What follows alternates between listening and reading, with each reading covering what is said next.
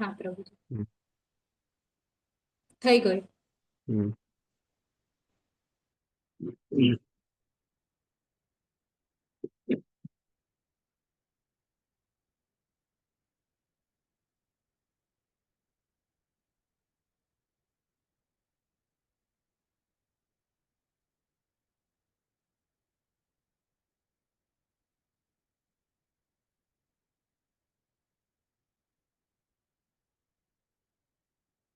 ચાલો મંગલાચરણ ની શરૂઆત કરીએ. ઓમ નમો ભગવતે વાસુદેવાય. ઓમ નમો ભગવતે વાસુદેવાય. ઓમ નમો ભગવતે વાસુદેવાય. ઓમ અજ્ઞાનતિમિરાન્ધસ્ય જ્ઞાનંજનશલાકયા ચક્ષુરુન્મિલિतं येन तस्मै श्रीगुरुवे नमः. श्रीचैतन्य मनोभीष्टं स्थापितं येन भूतले स्वयं रूपं कदा मह्यं ददाति स्वपदान्तिकं. वन्देऽहं श्रीगुरुं श्रीयुतपदकमलं श्रीगुरुं वैष्णवानं च श्रीरूपं सागरजातं सावण रघुनाथन्वितं तं सजीवं साद्वैतं सावधूतं परिजनसहितं श्रीकृष्णचैतन्यदेवं श्रीराधाकृष्णपादान् सावण ललिता श्रीविशाखान्विताश्च. हे कृष्ण करुणा सिंधु दीनबंधु जगतपते गोपेश गोपिका कांत राधा कांत नमस्ते। तप्त कांचन गौरांगी श्री राधे वृंदावनेश्वरी वृषभानुसुते देवी प्रणमामि हरिप्रिय। वाञ्छाकल्पतरुभ्यश्च कृपा सिन्धुभ्येव च पतितानां पावनेभ्यो वैष्णवेभ्यो नमो नमः। नमो विष्णुपादाय कृष्णपृष्ठाय भूतले श्रीमते भक्तिवेदान्त स्वामिनिति नामिने। नमस्ते सरस्वती देवे गौरवाणी प्रचारिणे निर्विशेष शून्यवादी पाश्चात्यदेशतारिणे। जय श्री कृष्ण चैतन्य प्रभु नित्यानंद श्री अद्वैत गदाधर शिवासादि गौर भक्त वृंदा। हरे कृष्ण कृष्ण कृष्ण हरे हरे, हरे राम राम राम हरे हरे। शिला प्रभुपाद की जय। श्री राधा गोविंद प्रणाम। हरे कृष्ण सर्वे में। हरे कृष्ण। हरे कृष्ण प्रभु दंडवत प्रणाम। हरे कृष्ण हरे कुमार कृष्ण प्रभु जी। प्रभु जी। हरे कृष्ण प्रभु जी दंडवत प्रणाम। हरे कृष्ण शशि माता हरे जी कृष्ण दंडवत प्रभु जी प्रणाम। दंडवत प्रणाम। हरे कृष्ण पूर्वी माता जी। हरे कृष्ण। प्रणाम लिमड़ी सुंदरदास ना प्रणाम। हरे कृष्ण हरे हरे प्रभु जी। कृष्ण प्रभुजी, दंडवत प्रणाम दंडवत प्रभुजी। प्रणाम। પ્રભુ તો 10 મિનિટ પછી વિડિયો ઓન કરીશ, અત્યારે બાઇક ઉપર છું. अच्छा अच्छा ओके काय वांधो नहीं સરસ.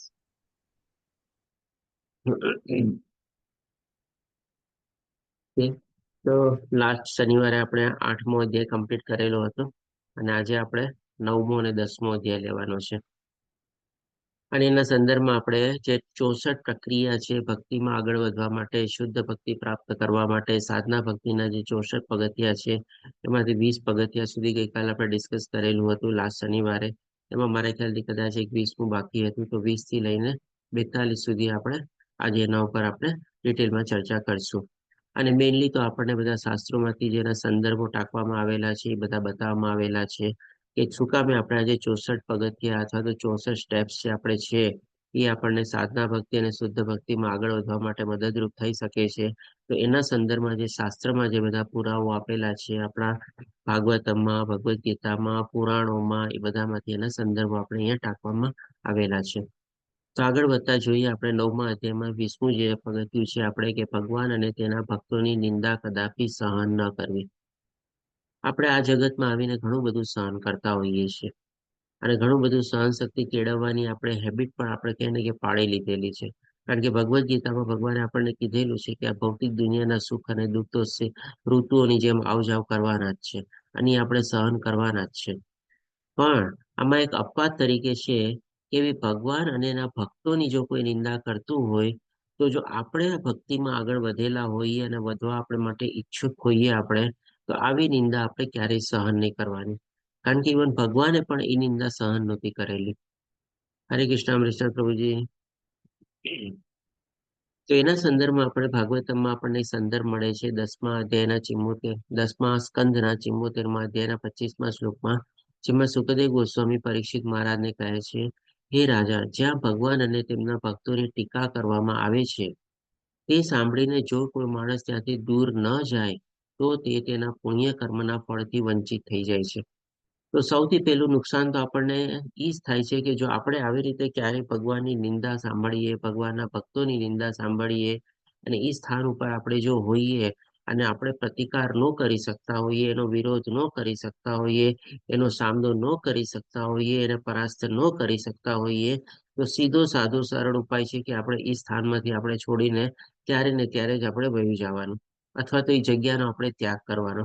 કારણ કે એ જો ન કરીએ તો જે પ્રમાણે અહીંયા વર્ણવવામાં આવેલું છે, આપણા જે પુણ્ય કર્મો છે એ પણ આપણા બધા ખોવાઈ જાય છે અથવા તો વંચિત થઈ જાય છે. એનાથી પણ આપણા જે પુણ્ય કર્મો પણ આપણે કહે ને કે નાશ પામે છે બધા. હવે આના સંદર્ભમાં પણ જો આપણે કોઈ દાખલો લઈએ, આપણે આજે જેમ કે અગ્નિ હોય, અગ્નિ પ્રગટેલી હોય, હવે ત્યાં કોઈ તમે એવી મુલાયમ ચીજ મૂકો તો એ કેવી પીગળી જાય તમારે, અથવા તો એના તાપનો અથવા તો એની જે ઉષ્ણતાનો એના ઉપર જે અસર આવે, એના ઉપર કેવું નુકસાન થાય. એનું એ જે ક્વોલિટી જે છે એ આપણે જાળવી શકીએ? ન જાળવી શકે ને. એ તરત ને તરત ત્યાં નાશ પામે. આપણે જેમ કે બરફને આપણે અગ્નિ પાસે અથવા નોર્મલ ટેમ્પરેચરમાં લઈ આવીએ તો કેવું તરત નાશ પામે. તો એકચ્યુઅલી જ્યારે આવું કોઈ વાતાવરણ આપણી આજુબાજુમાં સર્જાઈ જાય, કે બહુ ઉગ્ર વાતાવરણ હોય, કે બહુ એવી વાતાવરણ હોય કે જેમાં આપણે સામનો ન કરી શકતા હોઈએ, તો આપણી જે શુદ્ધતા હોય, આપણી જે કે કે સારી લાયકાત અને કાબેલિયત હોય ને, એ પણ એની સામે આપણે નાશ પામે. અને એના સંદર્ભમાં આગળ આપણે જે છે કે ચૈતન્ય મહાપ્રભુજીના શિષ્ટાષ્ટકમાં કહેવામાં આવ્યું છે કે ભક્ત વૃક્ષ જેવો સહનશીલ અને ઘાસ જેવો નમ્ર હોવો જોઈએ. ડેફિનેટલી આપણે સહનશીલ બનવાનું છે, એ તો આપણે પહેલા જ કીધું. પણ આ ચીજ આપણે છે ને ક્યારેય સહન ન કરવી જોઈએ. તેણે બધાનો આદર કરવો જોઈએ અને બદલામાં ક્યારેય તેની અપેક્ષા રાખવી ન જોઈએ. આજે ઘણીવાર આપણે એવી જગ્યાએ જાતા હોઈએ છીએ કે માની લ્યો આપણે જે સંપ્રદાયમાં ન હોઈએ, એનાથી કોઈ બીજા સંપ્રદાયમાં કોઈ ચર્ચા થતી હોય કે કાંઈક એવું થતું હોય, તો આપણે એને માન, સન્માન, આદર આપવાનો, આપણે સાંભળવાનું. એમાંથી જે કાંઈ પણ આપણને સારું મળે આપણે ગ્રહણ બી કરવાનું. પણ એ જો સંપ્રદાય આપણા કોઈ આપણે કે અથવા તો ભગવાન કૃષ્ણ ઉપર ક્યારેક એટેક કરતા હોય તમારે, તો એવી જગ્યાનો ડેફિનેટલી આપણે વિરોધ કરવો જોઈએ, અથવા તો એ સ્થાન આપણે છોડીને ત્યાંથી વહી જવું જોઈએ. જેમ કે ભગવાન જયારે પ્રગટ્યા હતા ચૈતન્ય મહાપ્રભુના રૂપમાં, ત્યારે એમણે પણ આવી રીતે જગાય અને માધવ ઉપર આપણે જયારે હુમલો કર્યો હતો, ત્યારે એનો પણ એમણે એના ઉપર પ્રતિકાર કર્યો હતો.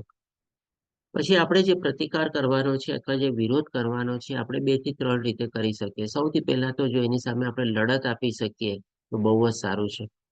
કારણ કે ભગવાને સૂચવેલા માર્ગ ઉપર આપણે ચાલતા હોઈએ, અને એ માર્ગ ઉપર ચાલતા ચાલતા આપણે સામેવાળાને લડત આપીએ તો એમાં કોઈ ખોટું નથી.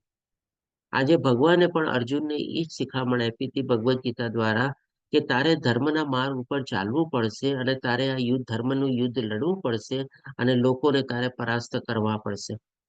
તો ડેફિનેટલી સૌથી પહેલી ફરજ આપણે એ જ થઈ જાય છે કે ધર્મનો સાથ આપવાનો, એના ડગલે ને પગલે ચાલવાનો, એને બચાવવા માટે, એના રક્ષણ કરવા માટે આપણે બધા બનતા આપણા પગલા કરવાના. એટલે કે એને હરાવવા માટે, પરાસ્ત કરવા માટે. અને જો આ ન કરી શકીએ તો કહી શકીએ કે આપણા જીવનનો આપણે સારી રીતે ઉપયોગ નથી કર્યો. આપણે જો જીવનને ત્યાગી શકતા હોઈએ તો જીવનને ત્યાગ પણ. આજે જેમ કે આના સંદર્ભમાં એક આપણે દાખલો લઈએ, આપણે જે મિલિટરીમાં ને લોકો હોય છે, એ લોકો પોતાના સ્વધર્મ નિભાવવા માટે શું છે, મરતે દમ સુધી, છેલ્લા શ્વાસ સુધી સામેવાળી સેનાને લડત આપે છે ને. અને લડતા લડતા એ કહે છે કે જો મરી જાવ ને તો પણ મને પરવા નથી. એ લોકો તો એને બહુ નાની ગૌણ ચીજ સમજે છે, શહીદ થવું. તો ડેફિનેટલી આપણે પણ આ મનુષ્ય જીવન જે આપણને મળ્યો છે, આપણી પાસે જો કોઈ એવો અવસર આવે, આપણે ધર્મની રક્ષા માટે આપણે આપણું જીવન ત્યાગ કરવું પડે, આપણા શરીરનો ત્યાગ કરવું પડે, તો હું તો કહીશ કે આપણા માટે બહુ સારો અવસર છે. કારણ કે ઇવન ભગવદ્ ગીતામાં પણ ભગવાન અર્જુનને શું કહે છે કે જો યુદ્ધ લડતા લડતા તું મરી જાય તો તને સ્વર્ગની પ્રાપ્તિ થશે, અને જો જીતી જાય તો તને આખા પૃથ્વીનું સામ્રાજ્ય મળશે. બીજા અધ્યાયમાં જ કે છે ને ભગવાન.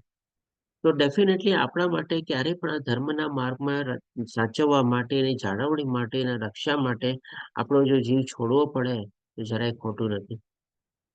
અને ત્રીજું છે કે ભાઈ માની લો હજી આપણને આપણા શરીર સાથે વધારે લગાવ હોય, ભૌતિક દુનિયા સાથે લગાવ હોય, તો એટલીસ્ટ એ જગ્યા તો આપણે છોડીને વયું જ જવું જોઈએ, દૂર થઈ જવું જોઈએ ત્યાંથી, કે જેથી કરીને આપણે સાંભળે. ને આપણામાં જેમ કહેવત છે ને, ન દેખવું ન દાજવું, ન જોવાનું ન સાંભળવાનું, કે ત્યાંથી દૂર થઈ જાઓ. શું કામે? તો કે ભાઈ ભક્તો અને ભગવાનની ત્યાં નિંદા થઈ રહી છે. તો આ 2 થી 3 રીતે આપણા માટે એ પ્રતિકાર કરવાના સાધનો છે અથવા તો રીતો છે, જેને આપણે આપણી જિંદગીમાં અપનાવી શકીએ છીએ કૃષ્ણભાઈ ભાવનામૃતમાં આગળ વધવા માટે. હવે પછી નેક્સ્ટ પગથિયું જોઈએ, 21મું અને 22મું, કે ભાઈ તિલક અને તિલકના મણકા, અને તુલસીના મણકા, સોરી, અને નામ સાથે. જી શશી માતાજી, આપનો હેન્ડ રેઝ છે.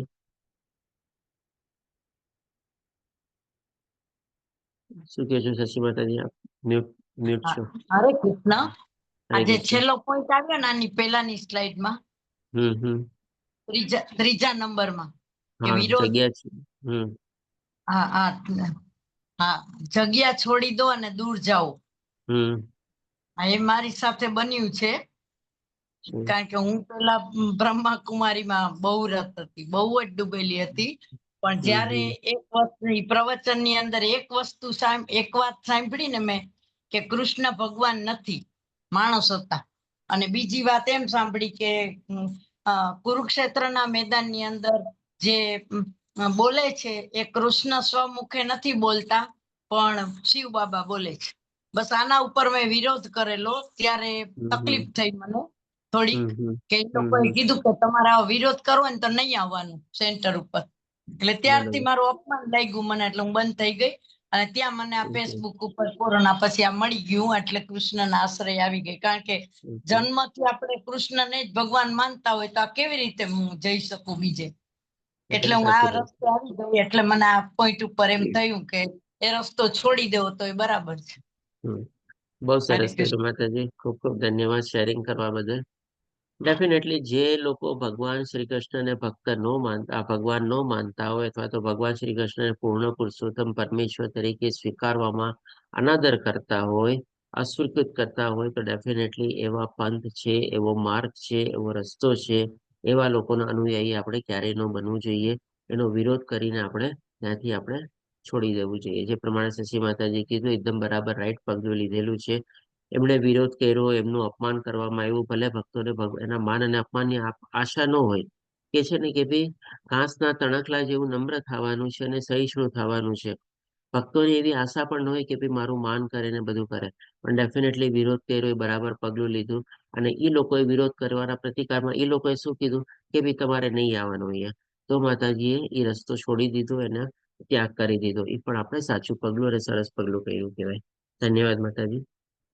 તો આના સંદર્ભમાં હવે આપણે જોઈએ કે તિલક અને તુલસીના મણકા અને નામ સાથે શરીરને ચિહ્નિત કરવું. આપણે શું છે, તિલક કરતા હોઈએ છીએ. અને પર્ટિક્યુલરલી જેણે આપણે આ દીક્ષા લીધેલી હશે, એવા આખા સવારના પોરમાં જ્યારે નાહી ધોઈને આપણે તિલક કરીએ છીએ, ત્યારે આખા શરીરમાં 12 જગ્યાએ આપણે તિલક કરવાના હોય છે. અને અલગ અલગ આપણે નામ અથવા શ્લોક બોલીને સાથે તિલક કરવાના હોય છે. આપણામાંથી કોઈ કરતા બી હશે તમારે. કોણ કરે છે આપણામાંથી? દીક્ષા લીધેલા અમરીશનાથ પ્રભુજી છે, સુરક્ષા માતાજી છે, આરાધિકા માતાજી છે. ઓકે, ચાલો તો કોઈ આપણે થોડો પોતાનો આના પ્રત્યે અનુભવ થોડો ડિટેલમાં બતાવો ને, કેવી રીતે તિલક ને બધા કરતા હોય છે અલગ અલગ. કોણ બતાવશે? હરે કૃષ્ણ પ્રભુજી. જે 12 બાર તિલક. નથી પ્રભુજી, 13 તિલક છે પ્રભુજી. ઓકે. તિલક છે પ્રભુજી. ઓકે, જી માતાજી બોલો એટલે ને તો. કપાળ, આપણે કપાળ પર કરીએ તો ઓમ કેશવાય નમઃ કરીએ. પછી નાભી પર કરીએ તો નારાયણાય નમઃ, ઓમ નારાયણાય નમઃ. પછી આપણે આપણા છાતીના ભાગ ઉપર કરીએ તો ઓમ માધવાય નમઃ. પછી ગળા પર કરીએ તો ઓમ ગોવિંદાય નમઃ. પછી આપણે આપણા નાભીના જમણી બાજુ કરીએ તો ઓમ વિષ્ણવે નમઃ. પછી જમણા હાથે 2 બાજુ કરીએ, એક ખભા ઉપર અને એક એના ખભાથી થોડું નીચે. તો જે ઉપર કરીએ તો ઓમ કેશવાય નમઃ, ઓમ ત્રિવિક્રમાય નમઃ, અને એની નીચે ઓમ મધુસૂદનાય નમઃ. પછી નાભીની ડાબી બાજુએ ઓમ વામનાય નમઃ, અને ડાબા હાથ પર ઉપર જે ખભા ઉપર કરીએ તો ઓમ ઋષિકેશાય નમઃ, અને એની નીચે ઓમ શ્રીધરાય નમઃ. પછી બરાબર. પાછળ આવે પીઠ પર તો ઓમ પદ્મનાભાય નમઃ.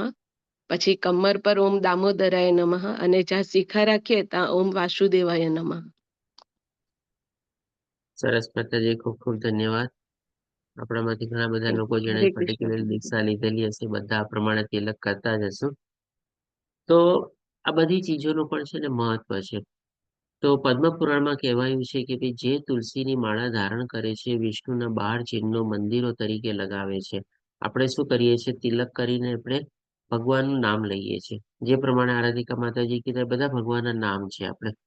અને કપાળ પર વિષ્ણુ તિલક કરીએ છીએ. એટલે મારા ખ્યાલથી 12 આપણે શરીર ઉપર છે ને એક કપાળનું લઈને આપણે 13 ગણીએ છીએ ને, am I right if I am not mistaken? એ પ્રભુજી 12 છે ને એ બરાબર છે, પણ જે ચોટી ઉપર 13મું કરીએ છે ને, જે આપણે બધું વધ્યું હોય ને એ ત્યાં જ લગાવવાનું હોય છે, શિખા ઉપર. હરે કૃષ્ણ. ઓકે, હા, બરાબર. ત્યાં ઓકે, કારણ કે તિલક થઈ શકતું નથી શિખા ઉપર, એટલે હા, ખાલી ટચ જ કરવાનું હોય છે બધા જે આપણું ચંદન ને હમ, ગોપી તિલક વધ્યું હોય ને એ બધું. હા, હા, એટલે કૃષ્ણ અને સિરિયલમાં જે માતાજીએ ત્રિવિક્રમાએ લખ્યું ને જમણા હાથે, એને હમ, પેલા નહીં પણ નીચેનું મધુસૂદન ને પછી તે ત્રિવિક્રમા એ રીતે સિરિયલમાં આવે છે. એ રીતે ડાબા હાથમાં શ્રી ચરાયણમાં પછી ઋષભાઈ એનું છે સિરિયલમાં એ રીતે. હમ, હરે કૃષ્ણ માતા. ઓકે. હરે હરે કૃષ્ણ પ્રભુ. કૃષ્ણ, ધન્યવાદ માતાજી. તો તે જ વિષ્ણુ ભક્ત તરીકે ઓળખાય છે. આવા વૈષ્ણવો જ્યાં પણ રહે છે તે વૈકુંઠ બની જાય છે. એકચ્યુઅલી આ બધું શું છે, આપણે જેમ અત્યારે ક્યાંય પણ માની લો તૈયાર થઈને જાતા હોઈએ, તો આપણે એક દાખલો લઈએ, સ્કૂલે આપણે જતા હોઈએ નાનપણમાં, તો સ્કૂલે જઈએ ત્યારે સ્કૂલનો યુનિફોર્મ ને બધું આપણે પહેરીએ, પછી આપણે કોઈ બેચ લગાડવાનો હોય બેચ લગાડીએ, ટાઈ પહેરવાની હોય ટાઈ પહેરીએ, આપણે કોઈક એવો બીજો અલગ પ્રકારનો કંઈક એવો ડ્રેસ કોડ હોય આપણે ઈ ફોલો કરીએ. તો આ બધું ચીજ શું છે, આપણે જો એમાં ફોલો કરતા હોઈએ, આજે જેમ કે ઓફિસમાં પણ આપણે જઈએ તો ઓફિસમાં પણ ઘણી જગ્યાએ ડ્રેસ કોડ હોય છે. ઓફિસમાં જઈને એ જ કંપનીના લોગો વાળું એ લોકો આપણે ટી શર્ટ પહેરવું પડે, અથવા તો ઘણી વાર એવું શું હોય છે કે એક લાંબો આપણે મોટો બેલ્ટ રાખવો પડે છે. એ બેલ્ટમાં આપણે પોતાનો નેમનો લોગો હોય, કોઈ કમરે લટકાવતા હોય, કોઈ ગળામાં પહેરતા હોય, કંઈક ને કંઈક હોય તમારે. તો આ બધું પણ શું છે, આપણે ભૌતિક માર્ગમાં આગળ વધીએ ને તો આપણે ભક્ત તરીકેની પણ છે ને આ બધી આપણી નિશાની છે. આ બધું આપણે કહી શકીએ કે આપણો ડ્રેસ કોડ છે. આપણે પણ શું છે, આવી જ રીતે ભગવાનના દર્શન માટે જવું જોઈએ, અને આપણે પણ આપણા રોજિંદા જીવનમાં આ બધી ચીજો આપણે અપનાવી જોઈએ. એ ડ્રેસ કોડને આપણે કન્ટિન્યુઅસલી ફોલો કરવો જોઈએ. એમાં તિલક બી આવી જાય, એમાં આપણા વસ્ત્ર બી આવી જાય, એમાં આપણે કંઠી પહેરતા હોઈએ કંઠી બી આવી જાય, એમાં આપણે ચોકી રાખતા હોઈએ, અથવા તો આપણે કહીએ ને કે એને શું કહેવાય, આપણે પાછળમાં જેમાં આપણે હોય, હમણાં અમરીશ પ્રભુજીએ શું કીધું આપણને એના માટે, કે જ્યાં આપણે હાથમાં લગાડી શકીએ, મોઢામાં નથી આવતું મારે. શિખા. હા, શિખા. શિખા, બરાબર. તો આ બધી ચીજ શું છે, એના આપણે ડ્રેસ કોડ જેવું જ છે. આપણે બધી ચીજો એમાં ફોલો કરવી જોઈએ આપણે. પછી એના પ્રમાણે સ્કંદ પુરાણમાં કહેવાયું છે કે જે તિલક અને ગોપીચંદન ધારણ કરે છે, શરીર પર ભગવાનના પવિત્ર નામ અંકિત કરે છે, અને તુલસીની માળા ધારણ કરે છે કંઠીના સ્વરૂપમાં, કેમ એવા વૈષ્ણવ પાસે યમદૂત ક્યારેય જતા નથી. આપણે આજે કંઠી નહીં પહેરતા હોઈએ છીએ, આપણે શું છે હંમેશા આમ દેખાય ને એવી રીતે કંઠી પહેરતા હોઈએ છીએ. ઇવન આપણે શર્ટ પહેરીએ કે કોઈ પણ આપણે ઉપરનું જે વસ્ત્ર પહેરીએ, હંમેશા આ ચીજ આપણે કંઠી દેખાઈએ એનું રાખીએ છીએ. એની પાછળનો ભાવાર્થ શું છે, કે ભાઈ આપણું શરીર ક્યારે પણ છૂટી જઈ શકે છે, અને શરીર જ્યારે છૂટે ત્યારે બાય ચાન્સ માની લ્યો ભૂલે ચૂકે પણ યમદૂતો આવી ગયા ને, તો આ જેવી કંઠી જોવે ને જોઈને દેખાતી હોય ને, એ લોકો તરત સમજે કે આ ભગવાન વિષ્ણુનો ભક્ત છે ને આપણે એને હાથ નથી અડાડવાનો. એટલા માટે આપણે આને ડિસ્પ્લે તરીકે આપણે આમ આવી રીતે રાખીએ છીએ. શું કહો છો અમરીશનાથ પ્રભુજી, લલિત પ્રભુજી બંને? પ્રભુજી હરે કૃષ્ણ. વૈષ્ણવ માટે જેમ કંઠી છે ને, કંઠી છે, શિખા છે, એ બધા 5 છે, અને ધોતી છે, ધનુષ છે, તિલક છે, આ બધા 5 એના ડ્રેસ કોડ જ છે. હરે કૃષ્ણ. ડ્રેસ કોડ જ છે, સાચી વાત છે. 5 શું કહે છે વસ્તુ. લલિત? લલિત પ્રભુજી આપ શું કહેશો? તો પુષ્ટિ માર્ગમાં તો આપણે હાર્ટ ને અડે એ રીતે પહેરતા હોય છે, લાંબી હા, દેખાય એવી નથી પહેરતા, એમાં આવી પહેરતા હોય છે. હા, પુષ્ટિ માર્ગમાં એવી પહેરતા હોય છે, બરાબર છે આપની વાત. હમ, અને એમાં પણ એ લોકો ઘણી વાર આપણે સોનાના પારાની કંઠી પણ આપણે પહેરતા હોઈએ છીએ. હમ. હમ. તો એનો પણ જો સંદર્ભ એ છે કે ભાઈ આપણે હૃદયને સુધી જ્યાં સુધી અડે ત્યાં સુધી આપણે પહેરીએ છીએ. તો હવે આપણી જો કંઠી ભગવાન હૃદયમાં આપણા ભગવાન વસેલા છે, એટલે કે ભાઈ ભગવાન વિષ્ણુને ખબર જ છે કે ભાઈ આ મારો ભક્ત છે. તો ભગવાન શું છે, એવા કોઈ યમદૂત આવતા હોય ને ત્યારે જ એને અટકાવી બી શકે.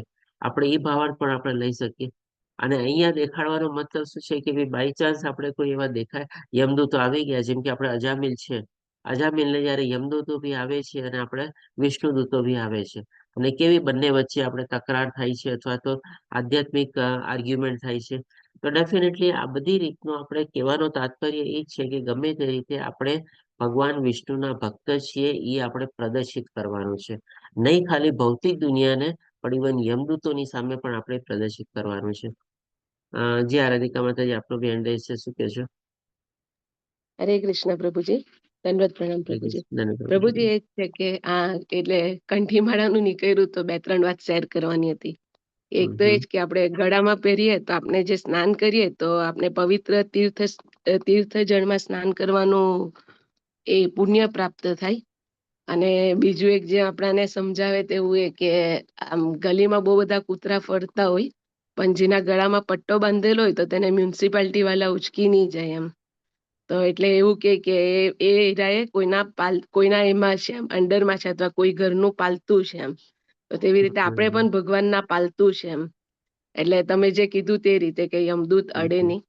અને બીજું એ કે આપણે જે કઈ આપણે ભોજન લઈએ એમ, તો એ તુલસી માતાને સ્પર્શ થઈને ગળાથી સ્પર્શ થઈને પછી આપણા એમાં જાય, એટલે આપણા મનની ચિત્તની બધી શુદ્ધિ થાય એમ. હરે કૃષ્ણ પ્રભુજી. બધા ભાવાર્થ એકચ્યુઅલી સાચા જ છે. આપણે અલગ અલગ રીતે મિનિંગ કાઢીએ. ટૂંકમાં કહેવાનો તાત્પર્ય એ છે કે આપણે પેલી આપણને કોઈ રીતે નુકસાન નથી. જે પ્રવીણા માતાજી, આપનો વચ્ચે હેન્ડ છે. હરે કૃષ્ણ પ્રભુજી. પ્રભુજી, આપણે દીક્ષા પછી 3 રાઉન્ડ હોય છે અને દીક્ષા પહેલા 2 રાઉન્ડ હોય છે, એની પાછળનું કારણ? એ મારા ખ્યાલથી અમરીશા પ્રભુજી ક્લિયર કરશે.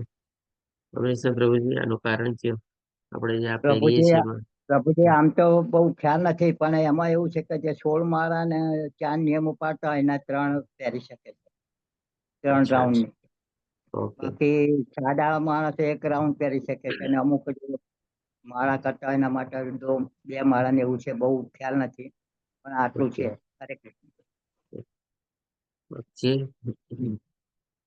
પછી પદ્મપુરાણમાં કહેવાય છે કે જે માણસ ભગવાનના ચંદન અને પવિત્ર નામોથી પોતાને શણગારે છે તે બધા પાપોથી મુક્ત થાય છે અને મૃત્યુ પછી કૃષ્ણ લોકમાં જાય છે.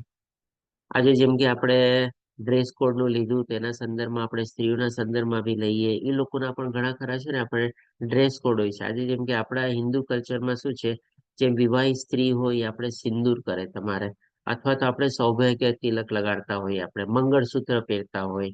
આ બધું પણ એ લોકોનું કે ને કે એક નિશાની છે. તો આપણે પણ જો ભગવાનના ભક્ત હોઈએ તો આ બધી ચીજો પ્રદર્શિત કરવા માટે આપણે કે ને કે વધારે ઉત્સાહી થવું જોઈએ. આપણે એને છુપાવવાની કોઈ જરૂર નથી. અને જે પ્રમાણે અહીંયા શાસ્ત્રમાં કહેવામાં આવેલું છે, જો આ બધી ચીજ આપણે કરીએ તો આપણે પણ પાપોમાંથી મુક્ત થઈએ છીએ અને કૃષ્ણ લોકમાં જઈએ છીએ. હવે પછી આગળ વધતા જોઈએ. 23મું છે આપણે ફૂલની માળા સ્વીકારવી. તો ઉદ્ધવે શ્રી કૃષ્ણને કહ્યું, ઉદ્ધવ ગીતા જેને કહેવાય છે, આપણે ભાગવતમના 11મા સ્કંદમાં છે, હે કૃષ્ણ, હું તમારો સેવક છું અને હું તમારા દ્વારા ઉપયોગમાં લેવાતા ફૂલોની માળા, ગંધ, વસ્ત્રો અને આભૂષણો પહેરું છું અને તમને અર્પણ કરેલ ભોજન લઉં છું. તેથી મને ખાતરી છે કે માયા મને પ્રભાવિત કરી શકશે નહીં. તમને ખ્યાલ હોય તો આપણે ભગવદ્ ગીતામાં 3જા અધ્યાયમાં ભગવાન શું કહે છે કે તું જે કંઈ પણ કરે છે એ બધું મને અર્પિત કર, બધું મને સમર્પિત કર. જે કંઈ ખાય છે, પીવે છે, યજ્ઞ કરે છે, બધું મને સમર્પિત કર અને અર્પિત કર.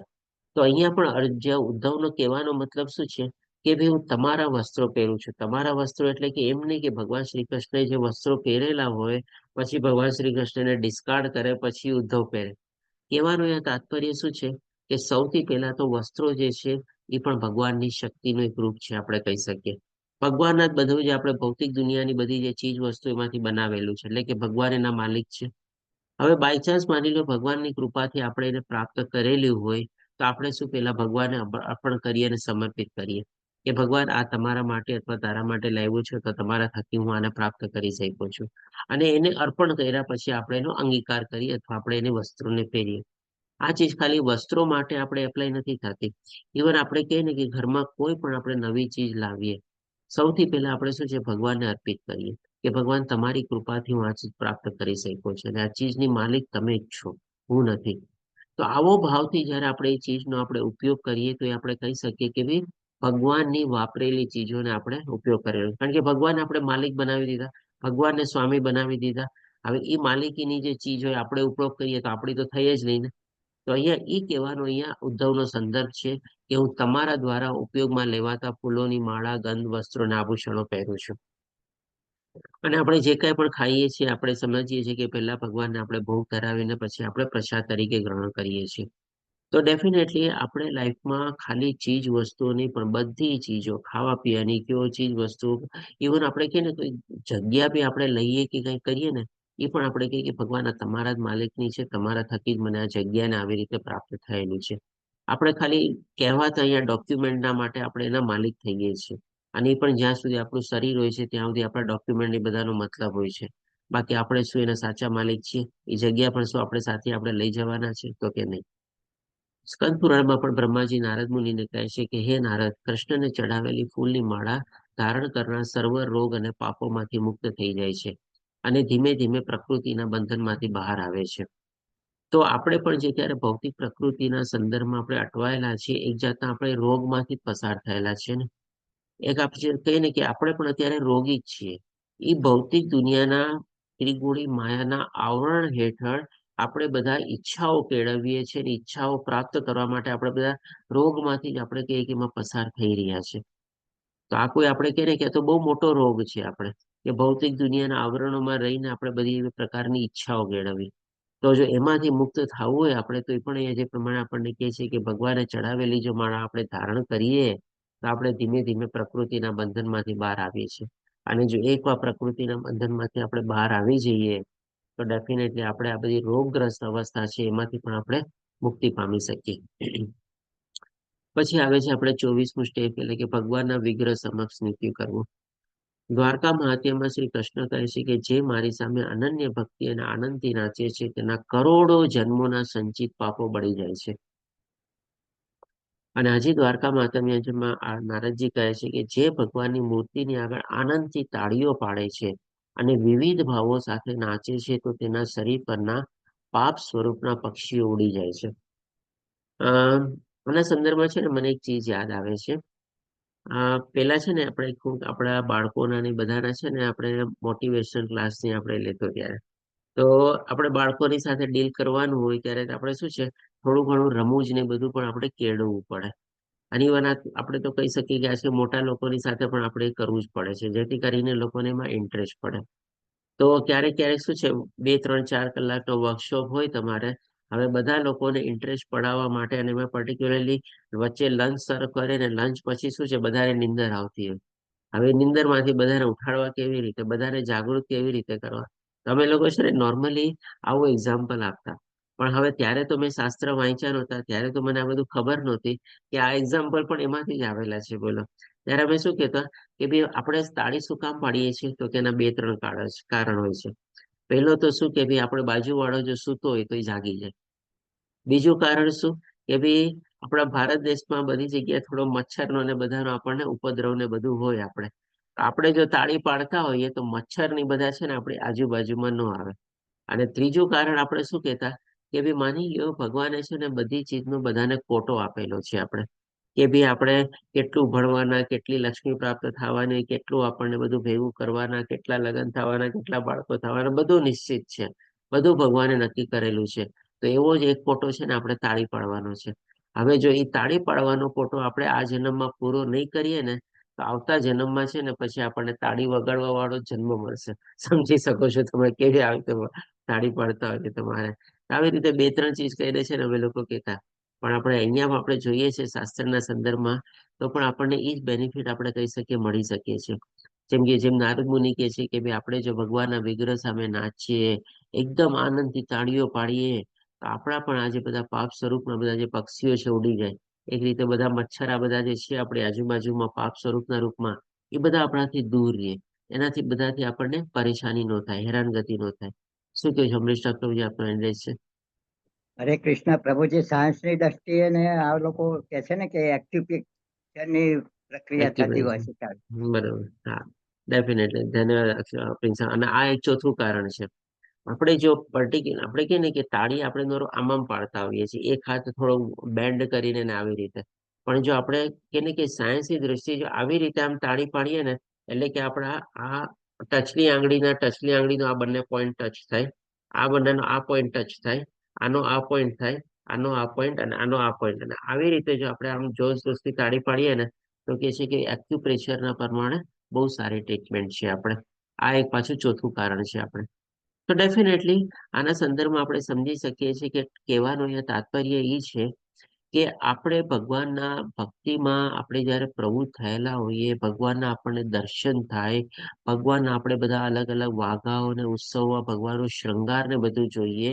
આપણે કોઈ સરસ મજાની આપણી સામે કોઈ પાત્ર આવી જાય, નર કે નારી, સારા આભૂષણો પહેરેલા હોય, સારા વસ્ત્રો પહેરેલા હોય, આપણે નથી કહેતા, ઓ આજે તો તું બહુ સરસ લાગે છે, આજે તો તું બહુ દેખાવડી લાગે છે, આજે તો તારું સુંદર એકદમ સુંદર એકદમ કે ને કે સોળે કળા ખીલેલું છે.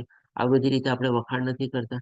તો એવી જ રીતે આપણે પણ તો ભગવાનના વખાણ કરવાના છે ને. ભગવાન આપણને જયારે આવી રીતે દર્શન થાય, આપણે પણ પ્રફુલ્લિત આનંદિત થઈને ભગવાનની સામે નૃત્યગાન કરવાનું છે, તાળીઓ પાડવાની છે, ઉત્સાહ દાખવવાનો છે, આપણે એક્સાઇટમેન્ટ એક હોવું જોઈએ આપણામાં. હવે પછી આપણે નેક્સ્ટ સ્ટેપ જોઈએ 25મો, તો કે ભગવાનના વિગ્રહ સમક્ષ દંડવત પ્રણામ કરવા. આ પણ એક આપણે કહી શકીએ કે ભગવાન સમક્ષ આપણી દાસત્વ ભાવ જે કેળવવાનો છે આપણે પ્રદર્શિત કરવાની આ એક પ્રક્રિયા છે.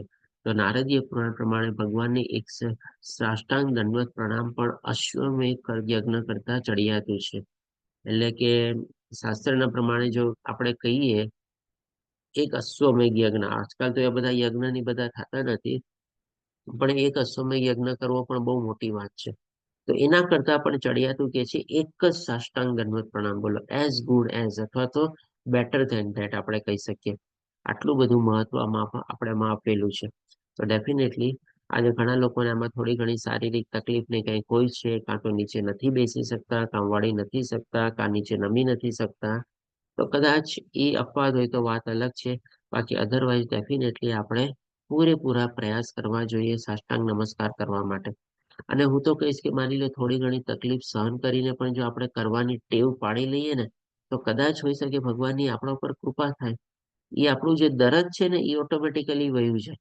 આ સાષ્ટાંગ દંડવત પ્રણામ કરતા કરતા જ આપણે કહી શકીએ. આપણે નોર્મલી શું છે, બહુ બધાને આપણે લિમિટેશન્સ બનાવેલું, ઓહો મારાથી તો નીચે ન બેસાય, ઓ મારાથી તો વળાતું નથી, ઓ મને તો આની તકલીફ છે. પણ એકવાર ભગવાન સામે તમે બધું મૂકીને તમે બસ તમારો દાસત્વ ભાવ પ્રગટ કરો ને, પછી જે થાય ભગવાન ઉપર છોડી દે ને, ભગવાન હવે જે થવાનું છે દેખા જાયગા. બસ પ્રયત્ન તો કરીએ. બહુ સહન ન થતું હોય તો ચાલો ઠીક છે, અડધું વળ્યા પાછા ઉભા છે, બીજે દિવસે ઓર થોડું વધારે આપણે વળવાની ટ્રાય કરીએ. ક્યારેક ક્યારેક તો ભગવાનની કૃપા થશે ને બધા આપણા દુઃખ દર્દ પણ આપણા વયા જશે.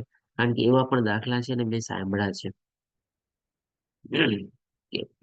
હવે 26મું છે. અમરીશા પ્રભુજી આપનો હેન્ડ રાઈઝ છે, પેલાનો જ છે કે હમણાંનો છે? પ્રભુજી તો પેલું એક્યુપેક્ટર માટે કરી હા, તાળી માટે બરાબર. તો 26મું સ્ટેપ છે કે ભગવાનનું સ્વાગત કરવા ઉભા થવું. બ્રહ્માંડ પુરાણમાં કહેવાયું છે કે જે ભગવાનની યથયાત્રાના રથને જોઈને ઉભો થાય છે, તે તેના શરીરના તમામ પાપ કર્મોના ફળને શુદ્ધ કરે છે. આજે આના સંદર્ભમાં આપણે કહીએ, આજે જાન આવતી હોય ત્યારે કન્યા પક્ષના જે માતા હોય તમારે, એ અને બધા કન્યા પક્ષના હોય, એ બધા કેટલે દૂર સુધી જઈને ભગવાન જાનૈયાનું સ્વાગત કરવા આવતા હોય. તો અહીંયા પણ આપણે શાસ્ત્રમાં પણ તો આપણે એ જ કહેવામાં આવેલું છે ને, ભગવાનની જયારે યથયાત્રા નીકળી હોય, આજે ભગવાન પણ શું છે એના ભાઈ બહેનને લઈને એક જાતિ પ્રકારની જાન જ જેવું છે ને આપણે કહી શકીએ. ત્યારે ભગવાન પણ એના મામા અને માસીના ઘરે જાય છે અને બધી આખા ગામમાં ફરે છે.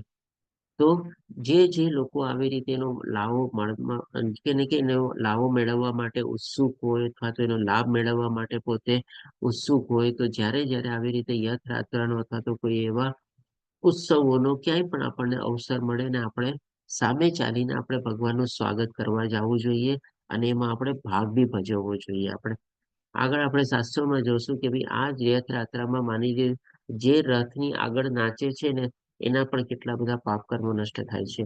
જે રથના પૈયાને હાથ આપે છે એને પણ વૈકુંઠ લોક પ્રાપ્ત થાય છે.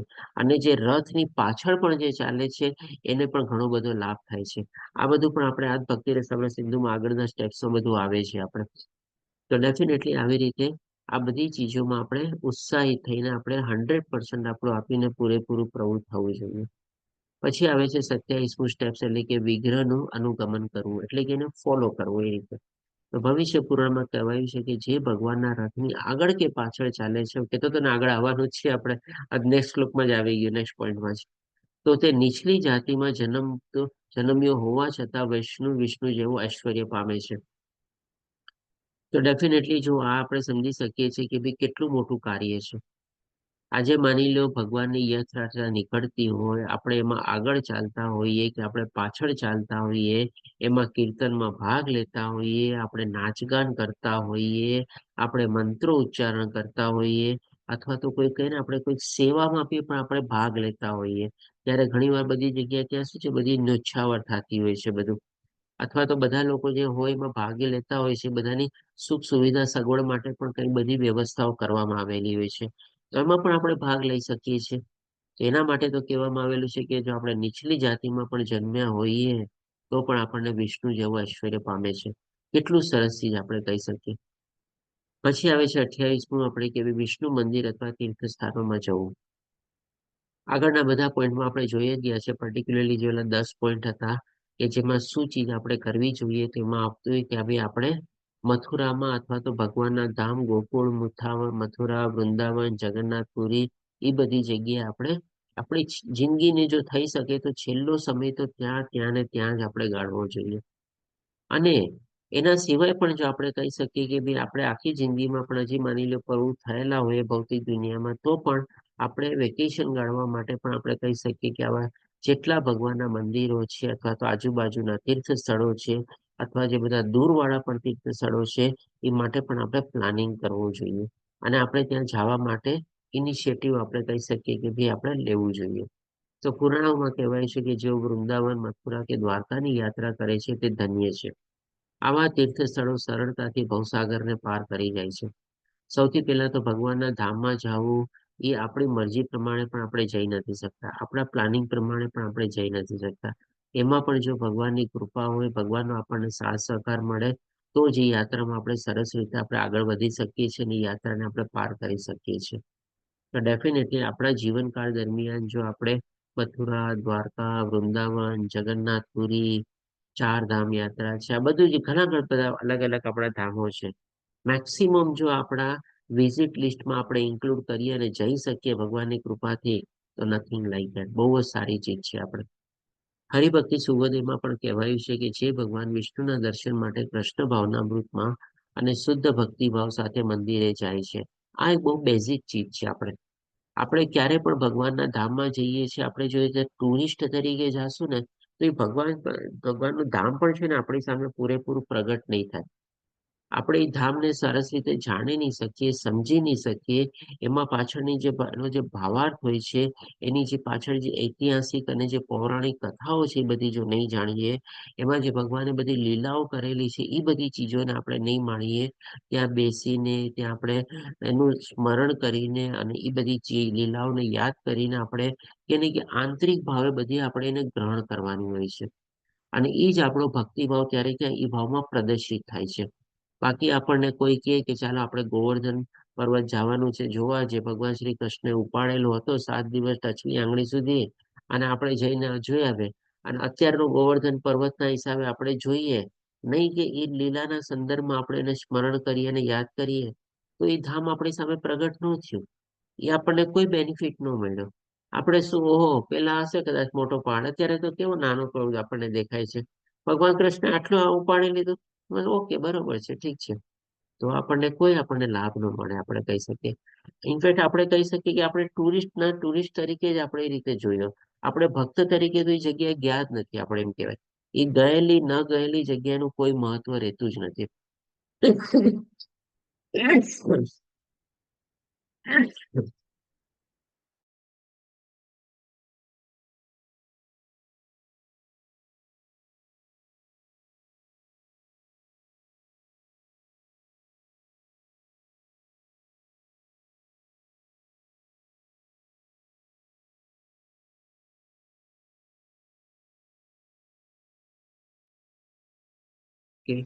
સોરી.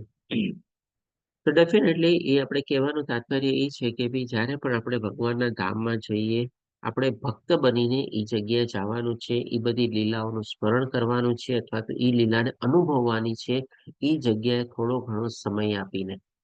અને એના માટે કહે છે કે આગળ કે તેને માતાના ગર્ભાશય રૂપી કારાગાર ફરી પાછળ જવું પડતું નથી, અથવા તો મુક્તિ પામી શકીએ. જન્મ મૃત્યુ જરા વ્યાધિમાંથી આપણને મુક્ત પ્રાપ્તિ થઈ ગઈ. પછી 29માં સ્ટેપમાં કહે છે કે વિષ્ણુ મંદિરની પરિક્રમા. હરિભક્ત સુગોદયમાં કહેવાયું છે કે જે મનુષ્ય વિષ્ણુના શિવ વિગ્રહની પરિક્રમા કરે છે તે જન્મ મૃત્યુના ફેરાથી છૂટી જાય છે. આપણે જ્યારે પણ મંદિર જઈએ, શ્રી વિગ્રહના દર્શન કરીએ ત્યારે આપણે નોર્મલી મંદિરની પરિક્રમા કરવાની હોય છે. ડેફિનેટલી આપણે જ્યારે ગોવર્ધનને બધામાં જઈએ છીએ ત્યારે ગોવર્ધન પરિક્રમા કરીએ છીએ. આપણે ઇવન આપણે કહીએ ને કે ભાઈ રાધા કૃષ્ણના મંદિરમાં આપણે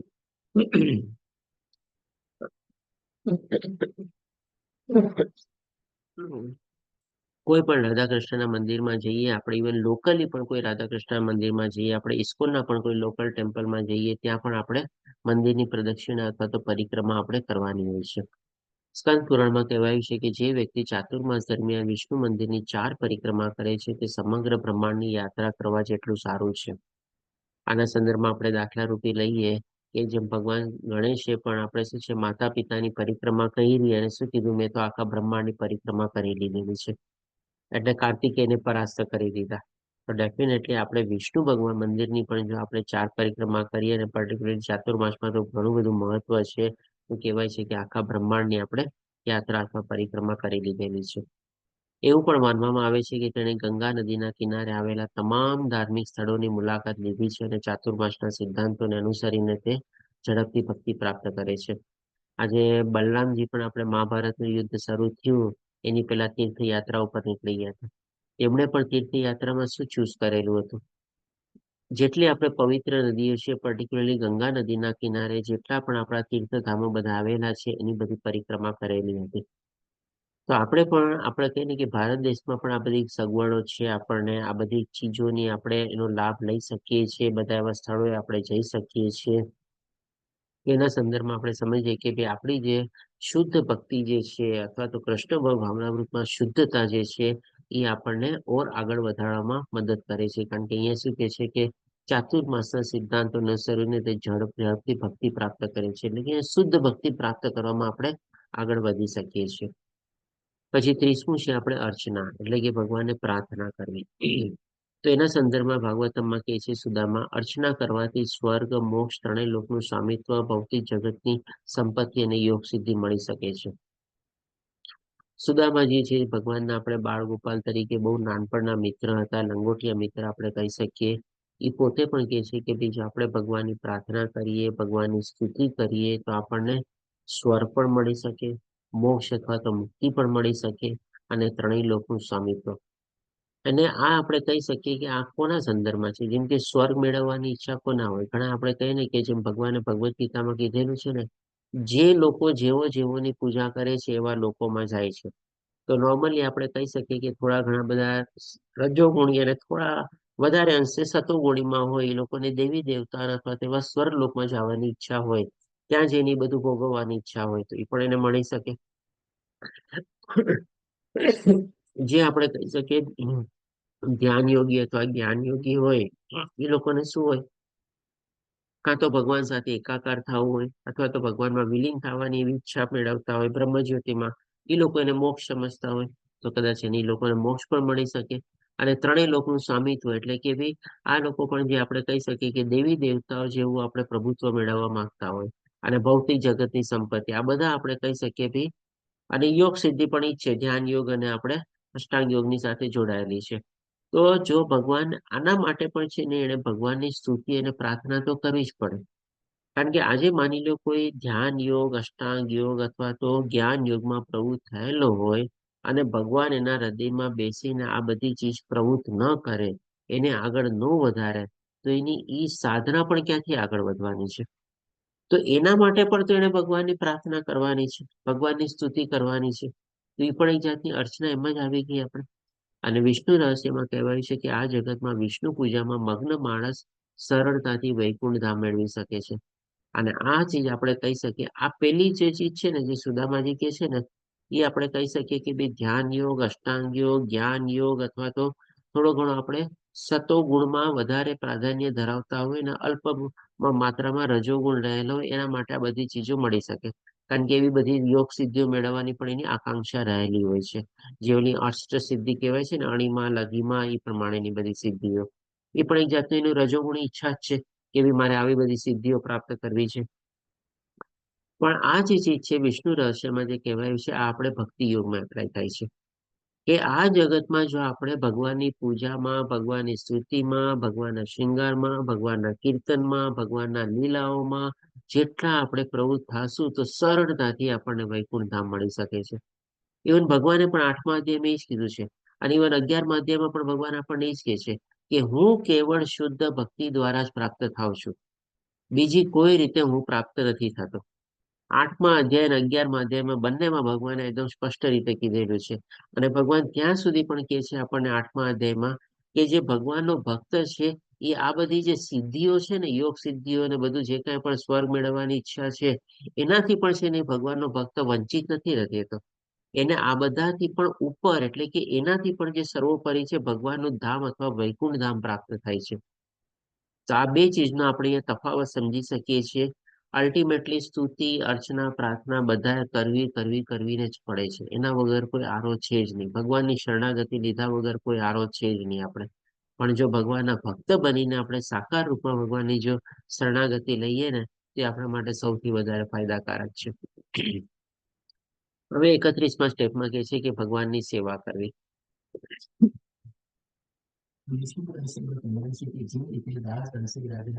हरे कृष्ण प्रभु जी। हरे कृष्ण प्रभु जी। હરે કૃષ્ણ. અવાજ તમારો ચેન્જ થઈ અવાજ ગયો. પ્રભુજી નથી આવતો.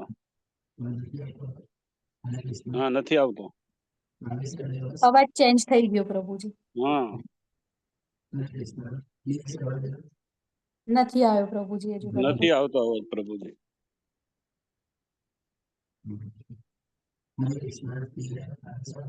નથી આવ્યો પ્રભુજી હજુ.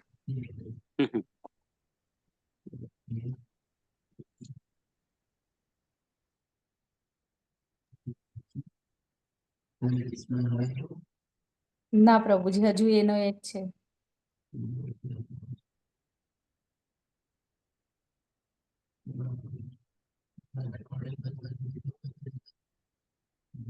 નથી આવતો પ્રભુજી હજુ.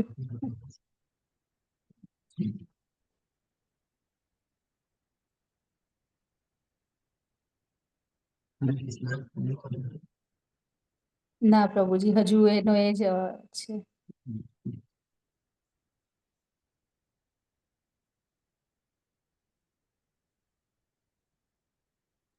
તમે લેપટોપમાંથી જોઈન છો પ્રભુજી? હા, લેપટોપમાંથી જોઈન છું. આવ્યો હવે પ્રભુજી. આવ્યો? હા, ઓકે. હરે કૃષ્ણ. હરે કૃષ્ણ. ઓકે, ધન્યવાદ.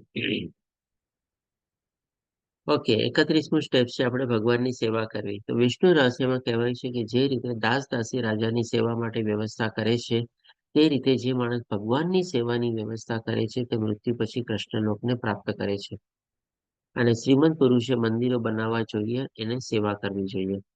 તો આ એકચ્યુઅલી શું છે, આ જે બે ચીજ અહીંયા વર્ણવેલી છે એના સંદર્ભમાં છે કે ભાઈ આજે જેમ કે આપણા ઘરમાં આપણે થોડી ઘણી જો આપણને સુખ સગવડ અને સુવિધા હોય તો આપણે કેવી રીતે બધા નોકર ચાકર ને બધા રાખીએ છીએ આપણે, અને એની પાસેથી આપણે બધી સેવા ને બધી ગ્રહણ કરીએ છીએ આપણે. તો અલ્ટિમેટલી જો આપણે પણ આપણું જો પોઝિશન જોવા જઈએ આપણા અને ભગવાનના સંદર્ભમાં, તો ભગવાન માલિક છે અને આપણે એના દાસ દાસી છીએ તમારે. તો જ્યારે આપણા ઘરમાં જે આપણે નોકર ચાકર ને બધાને રાખીએ છીએ અને એ લોકો જે આપણા ભાવથી આપણી સેવા કરતા હોઈએ છીએ, ઘણા આપણે નોકર ચાકર એ લોકો કેવા હોય છે કે જે આપણે વર્ષોના વર્ષો સુધી અથવા તો પેઢીની પેઢી છે ને એકબીજાના સંદર્ભમાં જોડાયેલી હોય છે અને એવી રીતે સેવા અને ચાકરી કરેલી હોય છે. તો આપણે પણ તો ભગવાન સાથે આપણો કે ને કે 1, 2, 5, 10 પેઢી નહીં, પણ અનંત યાત્રાનો ભગવાન સાથેનો આપણો સંબંધ છે. આપણે ભગવાનના દાસ છીએ અને ભગવાનના આપણે અંશ છીએ અને આપણે એ અંશ તરીકે ભગવાનની સેવા કરવી આપણો પેલો ધર્મ છે. તો આપણે પણ જે ભગવાનની સેવા કરીએ છીએ અથવા તો ભગવાનની જે આપણે ભક્તિ કરીએ છીએ અથવા તો ભગવાનને આપણે કહી શકીએ છીએ બધી ચીજોમાં આપણે પ્રવૃત્ત થઈએ છીએ, આવા દાસત્વ ભાવથી જો આપણે કરીએ, આપણે માનીકી ભાવથી નહીં પણ આવા દાસત્વ ભાવથી જો આપણે કરેલું હોય તો આપણને કૃષ્ણલોકની પ્રાપ્ત કરાવે છે. ઘણી આ કહેવાનું એ તાત્પર્ય એ છે કે ઘણી વાર શું છે, આપણે કોઈક આપણા ઓફિસમાં કયો કે ઘરમાં કયો કોઈ એવો આપણે નોકર ચાકર હોય કે જે વર્ષોથી હોય ઘણો નિપુણતા પ્રાપ્ત કરેલી હોય, ઘણો હોશિયાર થઈ ગયો હોય, એને ઘણી બધી ખબર પડી ગઈ હોય, કારણ કે એને વર્ષોનું બધું જોયેલું હોય તમારે. તો ક્યારેક શું છે, જે નવી પેઢી એની સામે આવે ને, ક્યારેક એને કદાચ ક્યારેક છે ને એવો ગર્વ આવી જાય, અથવા તો ઘમંડ આવી જાય.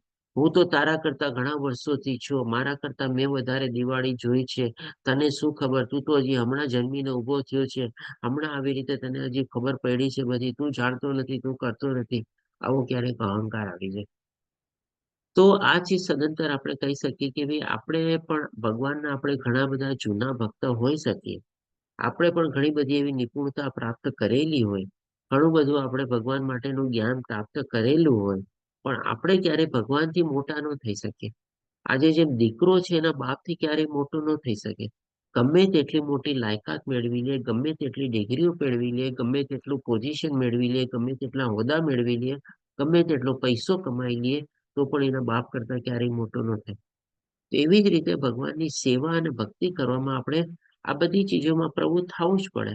આપણે જ્ઞાન પણ મેળવવું પડે, આપણે ભગવાનની ભક્તિમાં બી પ્રવૃત્ત થવું પડે, જ્ઞાનનો પ્રચાર બી કરવો પડે, જ્ઞાનનો પ્રસાર બી કરવો પડે, ભગવાનની લીલા અને ઉત્સવમાં પણ આપણે બધી રીતે પ્રવૃત્ત થવું પડે.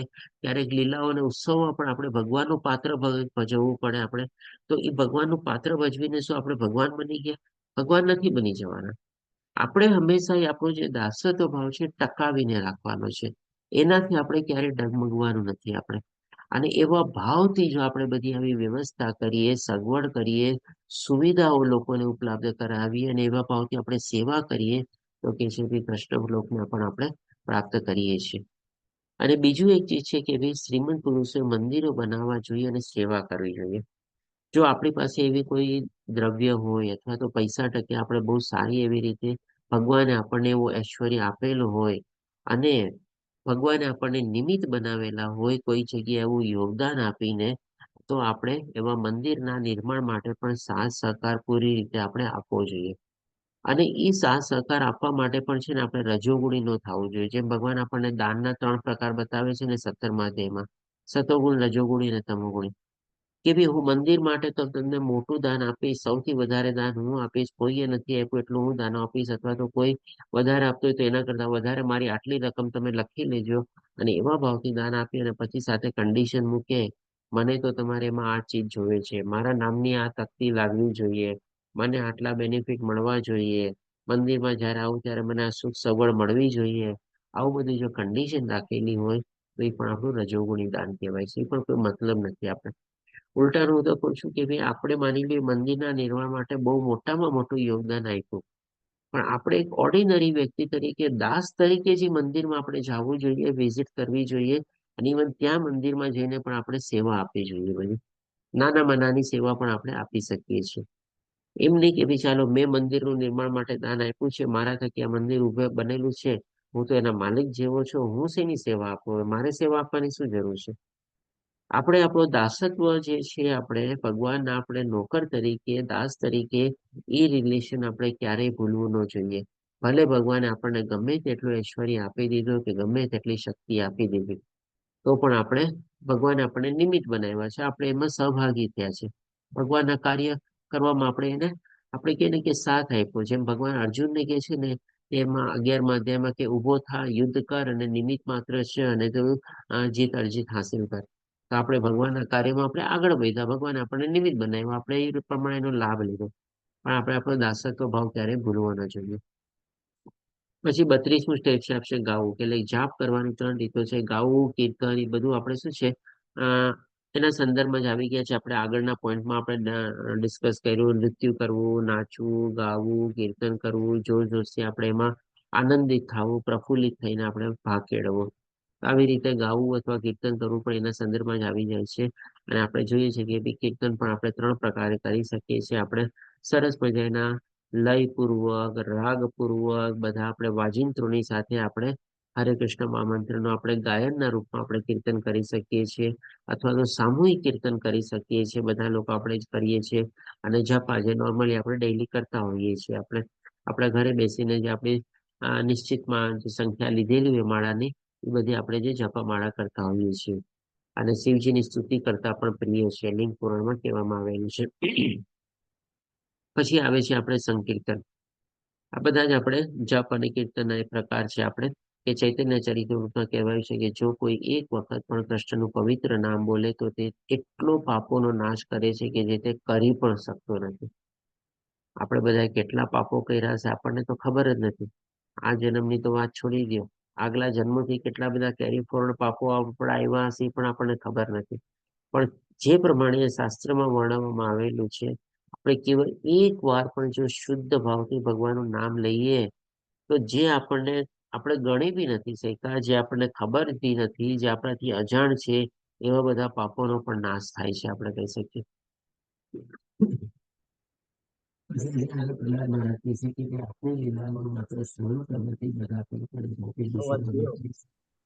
હરે કૃષ્ણ પ્રભુજી. પાછો અવાજ ગયો. હા, કેમ આમ થાય છે ખબર નથી પડતી. આવ્યો પ્રભુજી અવાજ પાછો. આવ્યો આવે? ઓકે. હા, આવી મારે તો અહીંયા લેપટોપ જ છે ને એકદમ સારું વાળું લેપટોપ જ છે. એનું HP નું એકદમ હાઈ ગ્રેડ કન્ફિગ્યુરેશન વાળું મોડેલ છે, લેટેસ્ટ મોડેલ તમારે. અને ઘણી વાર થઈ જાય છે લેપટોપ. હા, એ તો એટલે જ મેં પૂછ્યું. હા, એ તો એનીવે, ચાલો. તો પ્રહલાદ મહારાજ પણ એ જ કહે છે કે ભાઈ ભગવાનની લીલાઓનું શ્રવણ કરવું, એનું સ્મરણ કરવું, એનું ચિંતન કરવું, ભગવાનના ધામમાં જઈને એ લીલાઓને માણવાની અથવા તો અનુભવવાની આપણે આંતરિક રૂપે બધા દ્વારા આપણા બધા પાપોનું અથવા તો બધા ભૌતિક દૂષણો એટલે કે ભાઈ આપણે જેમાં ત્રિગુણી માયાના પ્રભાવ હેઠળ જે રહેલા છે એ બધા ઉપરથી આપણો પ્રભાવ જે છે એ બધો આસ્તે આસ્તે ઓછો અને દૂર થાય છે. અને હજી આગળ નારદ મુનિ વ્યાસ મુનિને કહે છે કે તે જાણી લો કે જે મનુષ્યો વ્રત તપ કરે છે, વેદ ધ્યાન કરે છે, મહાયજ્ઞ કરે છે, વેદ મંત્રોનો ઘોષ કરે છે, આધ્યાત્મિક દાન વિશે અનુમાનો કરે છે અને દાન ધર્માદી ક્રિયાઓ કરે છે, તેઓ તેમના પુણ્ય કર્મના ફળ રૂપે ભગવાનના ગુણગાન માટે ભક્તોના સંગમાં રહેવાનું સ્થાન પ્રાપ્ત કરે છે. ભગવાનનો સંગ જો મળી જાય તો નથિંગ લાઈક, ભગવાનના ભક્તોનો સંગ મળી જાય તો સૌથી સારું છે. શુદ્ધ ભક્તોનો સંગ મળવો તો કહે ને કે બહુ આપણા અનેક જન્મોના પુણ્ય એકત્રિત થયેલા હોય ત્યારે જઈને આપણને આવા ભગવાનના શુદ્ધ ભક્તોનો સંગ પ્રાપ્ત થાય છે. અને એ કઈ ભગવાનના શુદ્ધ ભક્ત અને સાચા આધ્યાત્મિક ગુરુ, આ બે જો આપણે કહીએ ને કે આ ભૌતિક જગતમાં પર્ટિક્યુલરલી આ કલિયુગમાં આપણને મળી ગયા ને, સમજી લેવાનું કે ભગવાન મળી ગયા આપણને બસ. કારણ કે ભગવાનને પ્રાપ્ત કરવા તો બહુ જ દૂર છે, પણ ઇવન આ બે ચીજ પણ જો આપણને આ જન્મમાં આપણને સ્વીકૃતિ થઈ ગઈ ભગવાનની કૃપા દ્વારા, એઝ ગુડ એઝ ભગવાન છે. કારણ કે આવા આધ્યાત્મિક ગુરુ પણ ભગવાનના પ્રતિનિધિ હોય છે. અને આવા ભગવાનના શુદ્ધ ભક્તો પણ આપણે કહી શકીએ ને ભગવાનના પાર્ષદ પણ હોઈ શકે આપણને ખબર નથી, આપણે જાણતા નથી. એટલે આવા ભક્તોનો અને આવા ગુરુઓનો સાથ સંગાત અને મળવો આપણા માટે કહે ને કે ભગવાન મળવા બરાબર જ છે. પછી હવે આગળ જોઈએ તો 34મા સ્ટેપ છે એટલે કે જપા, એટલે કે પદ્મ પુરાણમાં પવિત્ર નામના જપ કે કીર્તન કરનાર મનુષ્ય માટે મુક્તિ તેમજ સ્વર સુખનો માર્ગ તત્કાલ સહજ થાય છે. આપણે જેમ શિલા પ્રભુપાદજી આપણને કહે છે ને કે જે ડેઈલી 16 માળા કરતા હશે ને એને હું બેકડોર થી પણ ભગવાનના ધામ સુધી પહોંચાડી દઈશ. તો એ જ કહેવાનો તાત્પર્ય એ છે કે ભાઈ જેમ જેમ આપણે ભગવાનના જપ કીર્તનમાં પ્રવૃત્ત થશું, જેમ એમાં વધારે ને વધારે શુદ્ધતા કેળવશું, આપણો ભાવ એમાં એડ થશે તો ડેફિનેટલી આપણને આ બધા લાભ મળવાનું નિશ્ચિત જ છે. આપણને એનાથી આપણે જરાય વંચિત રહેવાના જ નથી. પછી આપણે આવે છે 35મું એટલે કે ભાઈ નિવેદન અથવા રજૂઆત કરવી. મારે ખ્યાલથી બરાબર છે. પ્રાર્થના તો આપણે અર્ચના અથવા સ્તુતિ અથવા વંદનાના સંદર્ભમાં આપણે આને કનેક્ટ કરી શકીએ. તો સ્કંદ પુરાણ મુજબ શાંત અને સ્થિર ભક્તો શ્રી કૃષ્ણને 3 રીતે નિવેદન કરી શકે છે. સૌથી પહેલા આને કહેવાય છે સંપ્રાર્થનાત્મિકા. આનો મતલબ શું છે કે બહુ ભાવથી આપણે પ્રાર્થના કરવી, સેવા માટે નિષ્ઠાવાન લાગણીઓ વ્યક્ત કરવી. દાખલા તરીકે કૃષ્ણ પ્રત્યે કુદરતી આકર્ષણ જેમ યુવાન છોકરાઓ અને છોકરીઓ વચ્ચે હોય છે. હવે આ ચીજ આપણે એવી રીતે સમજી શકીએ કે જે અહીંયા પ્રાર્થનાના 3 પ્રકાર છે ને, માની લો ભગવાનનો એક ભક્ત છે, ઘણી બધી આપણે કહી શકીએ કે શુદ્ધતા પ્રાપ્ત કરેલી છે, પણ એને શું છે ભગવાનની હજી સેવા અને ભક્તિ કરવામાં એટલી બધી પોતે કહીને કે આગળ નથી વધી શક્યો અથવા તો નિપુણતા પ્રાપ્ત નથી કરી શક્યો. આજે જેમ કે ભગવાનનો શૃંગાર કરવો, ભગવાનના વાઘા પહેરાવવા, ભગવાન માટે ભોગ ધરાવવો, આ બધા બસની વાત નથી. આજે આપણે કહી શકીએ કે પર્ટિક્યુલરલી માતાજી લોકો છે ને આ બધી ચીજમાં બહુ હોશિયાર હોય છે. અને પ્રભુજી લોકો છે ને આ બધી ચીજમાં આપણે કહીએ કે થોડા ઘણા પાછળ પડતા હોય છે. પણ એ લોકોને ઘણી વાર શું છે આમાં રસ બહુ હોય. કોઈ આપણે ભગવાનનો આવી રીતે આજે જેમ કે આપણા ઘરમાં જ આપણી માતા છે, આપણા દાદીમાં છે કે ભાઈ આપણી પત્ની છે, આટલો સરસ રીતે ભગવાન માટે શૃંગાર કરતા હોય અને ભોગ ધરાવતા હોય ને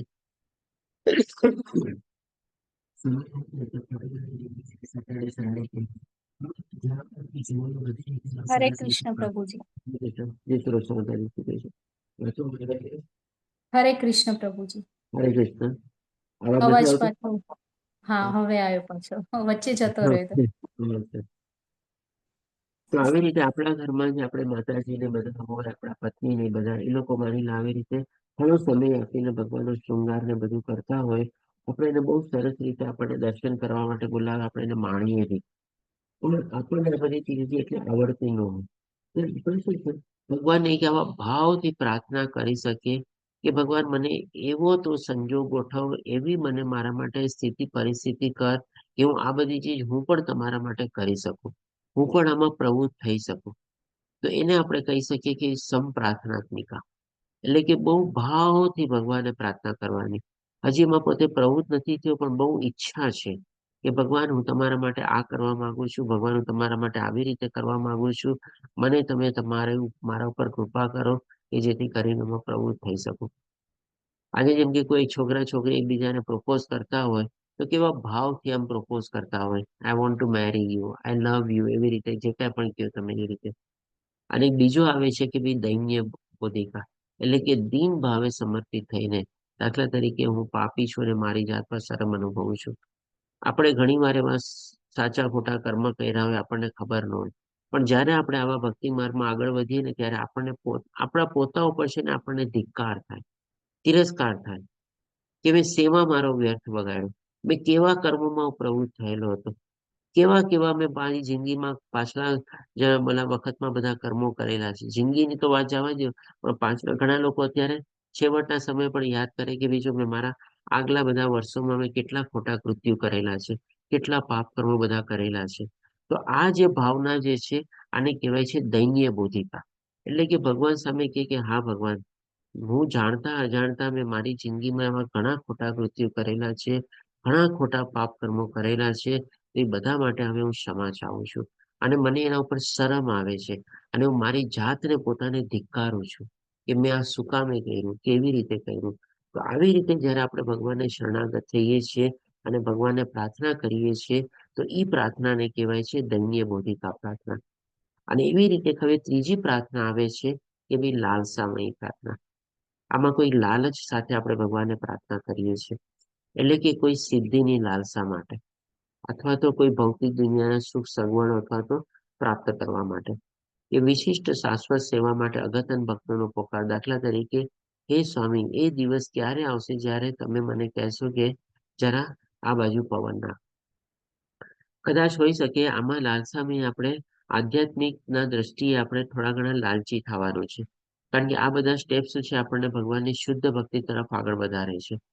તો આમાં આપણે ભૌતિક દુનિયાને આપણે વધારે પ્રાધાન્ય ન આપતા આધ્યાત્મિક જગતમાં જે આપણે કહી શકીએ કે થોડા ઘણા લાભો મેળવવાની જે આપણી લાલસા અથવા લાલચ હોય કે ભગવાન હું તમારો એવો ક્યારો પાર્ષદ બની શકું, હું ભગવાન એવો ક્યારે આપણી ગોપી બની શકું, હું ક્યારે એવી રાધા રાની જેવો આપણને બની શકું, અથવા તો હું ક્યારે એવો આપણો ગોપબાલ મિત્ર બની શકું.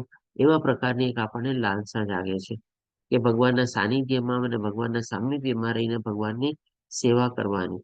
જેમ કે છે ને કે ભાઈ હું ક્યારે એવી રીતે તમે મને હુકમ કરો કે આ બાજુ તમે મને પંખો નાખો અને આ બાજુ મને હવા નાખો, હું એવા હુકમ લેવા માટે તો કે ને કે તત્પર છું. બહુ આપણે કહે ને કે ભાઈ આપણી કૃપા થશે ત્યારે જઈને મને એવી સ્થિતિ પ્રાપ્ત થશે કે તમે મને આજ્ઞા કરશો કે મને તું આ બાજુ હવા નાખ અથવા આવી રીતે પંખો નાખ. તો આવી રીતે આપણે આધ્યાત્મિક લાલસામાં આપણે કેળવીએ છીએ. આ રીતે 3 પ્રકારની પ્રાર્થના હોય છે જે આપણે ભગવાન સમક્ષ આપણે રજૂઆત કરી શકીએ છીએ. અને આમાં કહી શકીશ કે આપણા બધા લોકો માટે છે ને આ જે દૈન્ય બોધિકા પ્રાર્થના છે ને બહુ એપ્લાય થાય છે. આપણે બધા લોકોએ કંઈક ને કંઈક તો પાપ કરેલા જ છે, અને એ બધા પાપો માટે છે ને આપણે પસ્તાવો અથવા તો આપણે છે ને દુઃખ વ્યક્ત કરવાનું છે ભગવાન સમક્ષ. તો આપણે જો આ ભાવમાં આપણે રહીને પ્રાર્થના કરીએ ને તો આપણા માટે કહી શકીએ કે ભાઈ શુદ્ધ ભક્તિમાં આગળ વધવા માટે છે ને બહુ આપણને ફાયદાકારક છે. બહુ આપણને પ્રગતિ આપણી છે ને બહુ આગળ વધારવા માટે આપણને બહુ મદદ કરશે આપણને. આપ લોકોમાંથી આ બધા એગ્રી થાવ છો કે શું કહે છે? આ 3 પ્રકારની પ્રાર્થનામાં કોણ કહે છે કે ચાલો પહેલી, બીજી કોને, ત્રીજી સારી લાગે છે? પહેલી કોને વધારે સારી લાગે છે? એ હેન્ડ રેઝ કરે.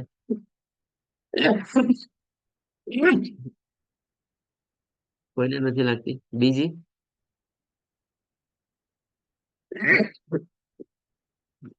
પ્રભુજી, બીજા કોને?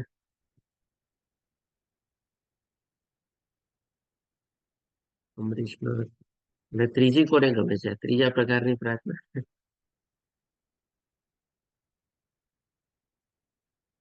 ઓકે, ચાલો મેં તો મારો મંતવ્ય બતાવ્યો. જો આપણે આ બીજી પ્રાર્થનામાં જો આપણે ક્યારેય પણ ભગવાનના દર્શનને કરવા જઈએ ને, આપણે આ બીજો ભાવ કેળવીએ ને એ આપણને છે ને બહુ મદદરૂપ થશે. ઓકે, ધન્યવાદ. હા, આપણે આગળ વધીએ 36મો, એટલે કે સ્તુતિ પાઠ. આપણે ભાગવતમાં પણ ઘણી બધી સ્તુતિ છે. કુંતી મહારાણીની સ્તુતિ, ભીષ્મ પિતામહની સ્તુતિ, આપણે પછી અર્જુનની સ્તુતિ છે. એકવાર છે ને સ્તુતિ પાઠનો આપણે લિસ્ટ બનાવતો હતો, અને આજે પર્ટિક્યુલરલી આ લેવાનું હતું ને એટલે મેં કીધું મને યાદ આવશે ને તો કહીશ તમારે. પ્રભુજી દીક્ષા ક્લાસમાં 25 પ્રકારની લિસ્ટ આપી છે સ્તુતિનું, દીક્ષા હા ક્લાસની બસ, અંદર. હા એ જ હું તમને તમારી સાથે શેર કરવા માંગતો હતો. આપને તો ખબર જ હશે કદાચ.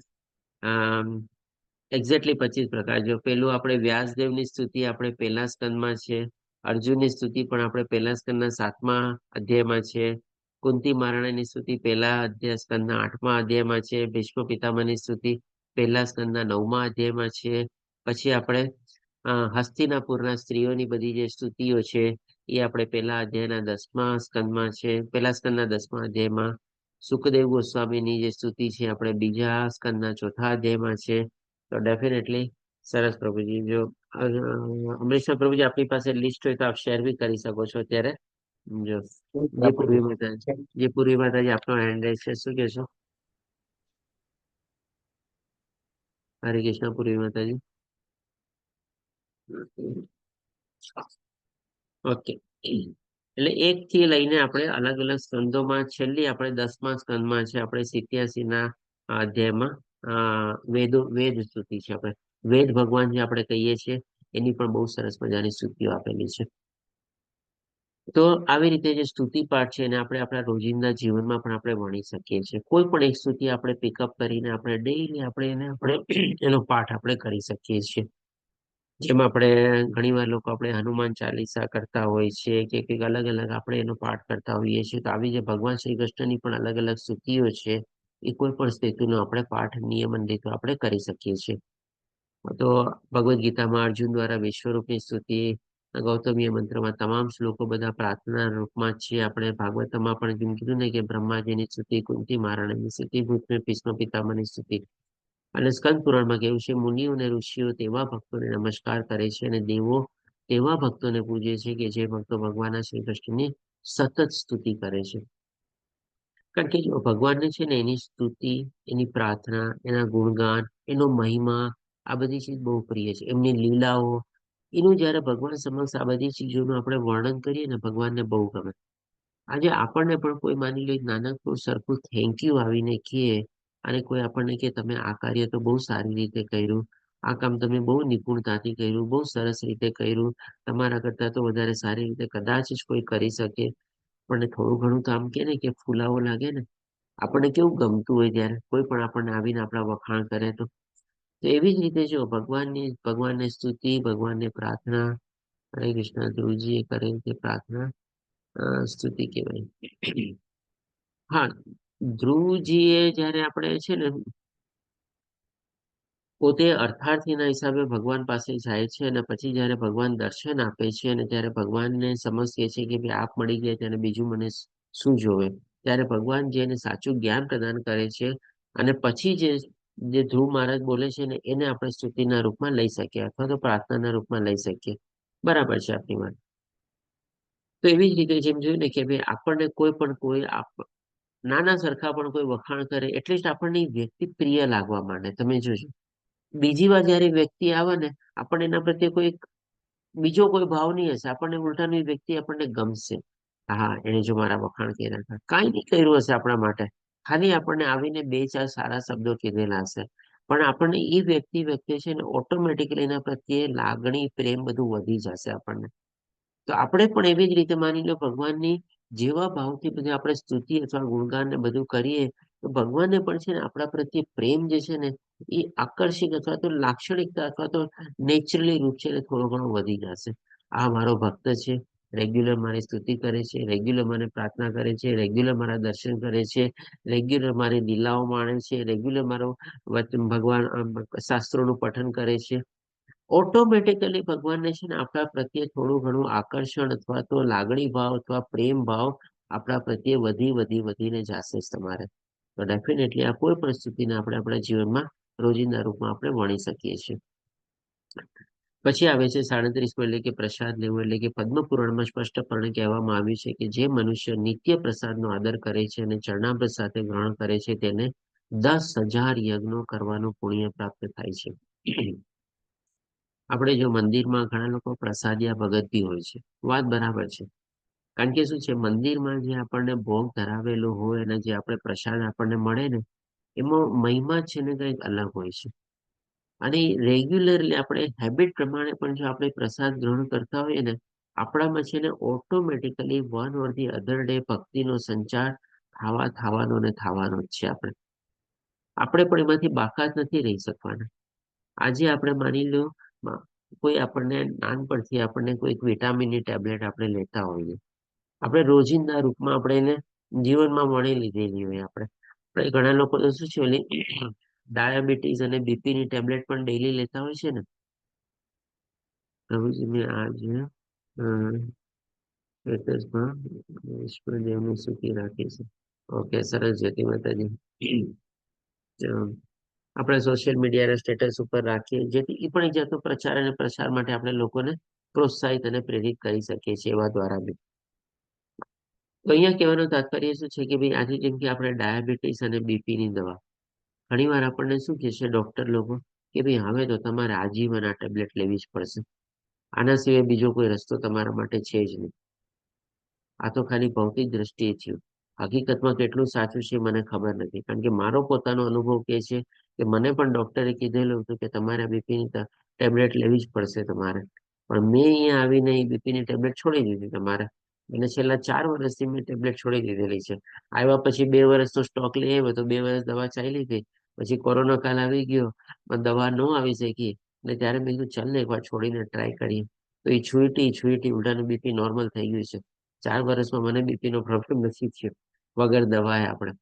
પણ ભગવાનનો જો આવો પ્રસાદ આપણે આજીવન લેશું ને, તો એ તો આપણને લાભ કરવાનો જ છે જ આપણને. એટલે કે બેટર છે કે ભાઈ ડોક્ટરના કહેવા પ્રમાણે આપણે જો આવી ટેબ્લેટ લેશું, એના કરતા ભગવાનના કહેવા પ્રમાણે આવો જો આપણે નિત્ય પ્રસાદ લેવાની આપણી હેબિટ પાડશું ને, ભલે એવા નાસ્તિક તરીકે પણ જો આપણે આ હેબિટ પાડી લેશું ને, આપણામાં ભક્તિનો સંચાર થવાનો જ છે આપણે. અને શાસ્ત્રોમાં એવા બધા દાખલા બી છે. નારદ મુનિનો પણ દાખલો છે. આપણે ભક્તોના એઠું ખાઈને એમને આવી રીતે સરસ મજાની ભક્તિનો સંચાર એનામાં થયેલો હતો. આપણે તો ડેફિનેટલી ભગવાનનો પ્રસાદ ગ્રહણ કરવો અને નિત્ય આપણે એને જો પ્રસાદ ગ્રહણ કરવાની આપણી હેબિટ બનાવી લઈએ, આપણા ઘરમાં તો આપણે હેબિટ બનાવેલી જ હોય છે કે ભાઈ ભગવાનને ભોગ ધરાવીને પછી આપણે પ્રસાદ ગ્રહણ કરવો. પણ આ બધી ચૂઝ આપણે ક્યારે કરવા લાગ્યા? જ્યારે આ બધું આપણે જ્ઞાનમાં પ્રવૃત્ત થયા ત્યારે.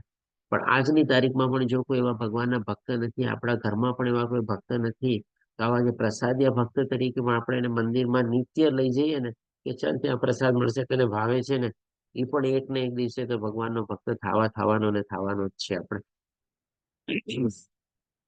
ભગવાનનું ચરણામૃત એવી રીતે આપણે પીવું, તો એ જ આપણે નેક્સ્ટ પોઈન્ટમાં છે.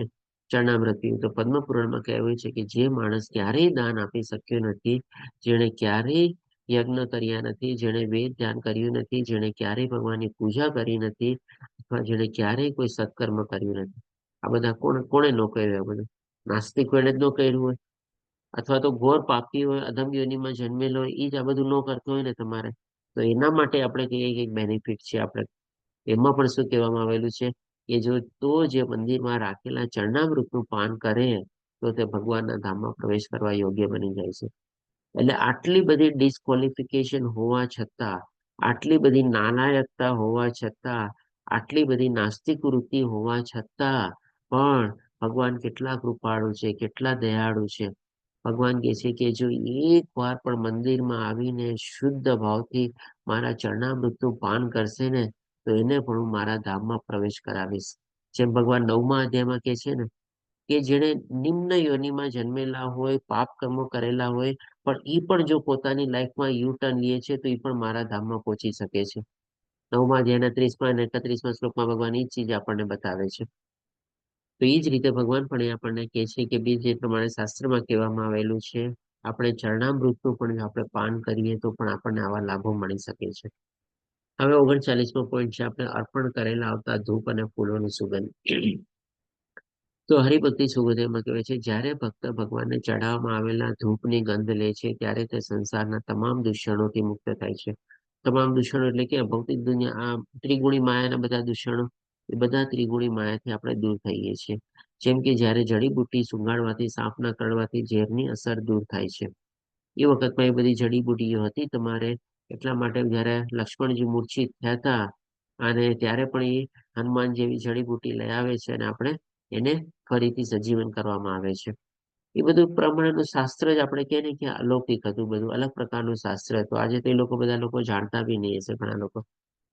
તો તંત્ર શાસ્ત્રમાં પણ કહેવામાં આવેલું છે કે જ્યારે મંદિરના અર્ચા વિગ્રહને ચડાવેલા પુષ્પોની સુગંધ મનુષ્યના નાકમાં પ્રવેશે છે ત્યારે તેના તમામ પાપ કર્મોના બંધન દૂર થાય છે.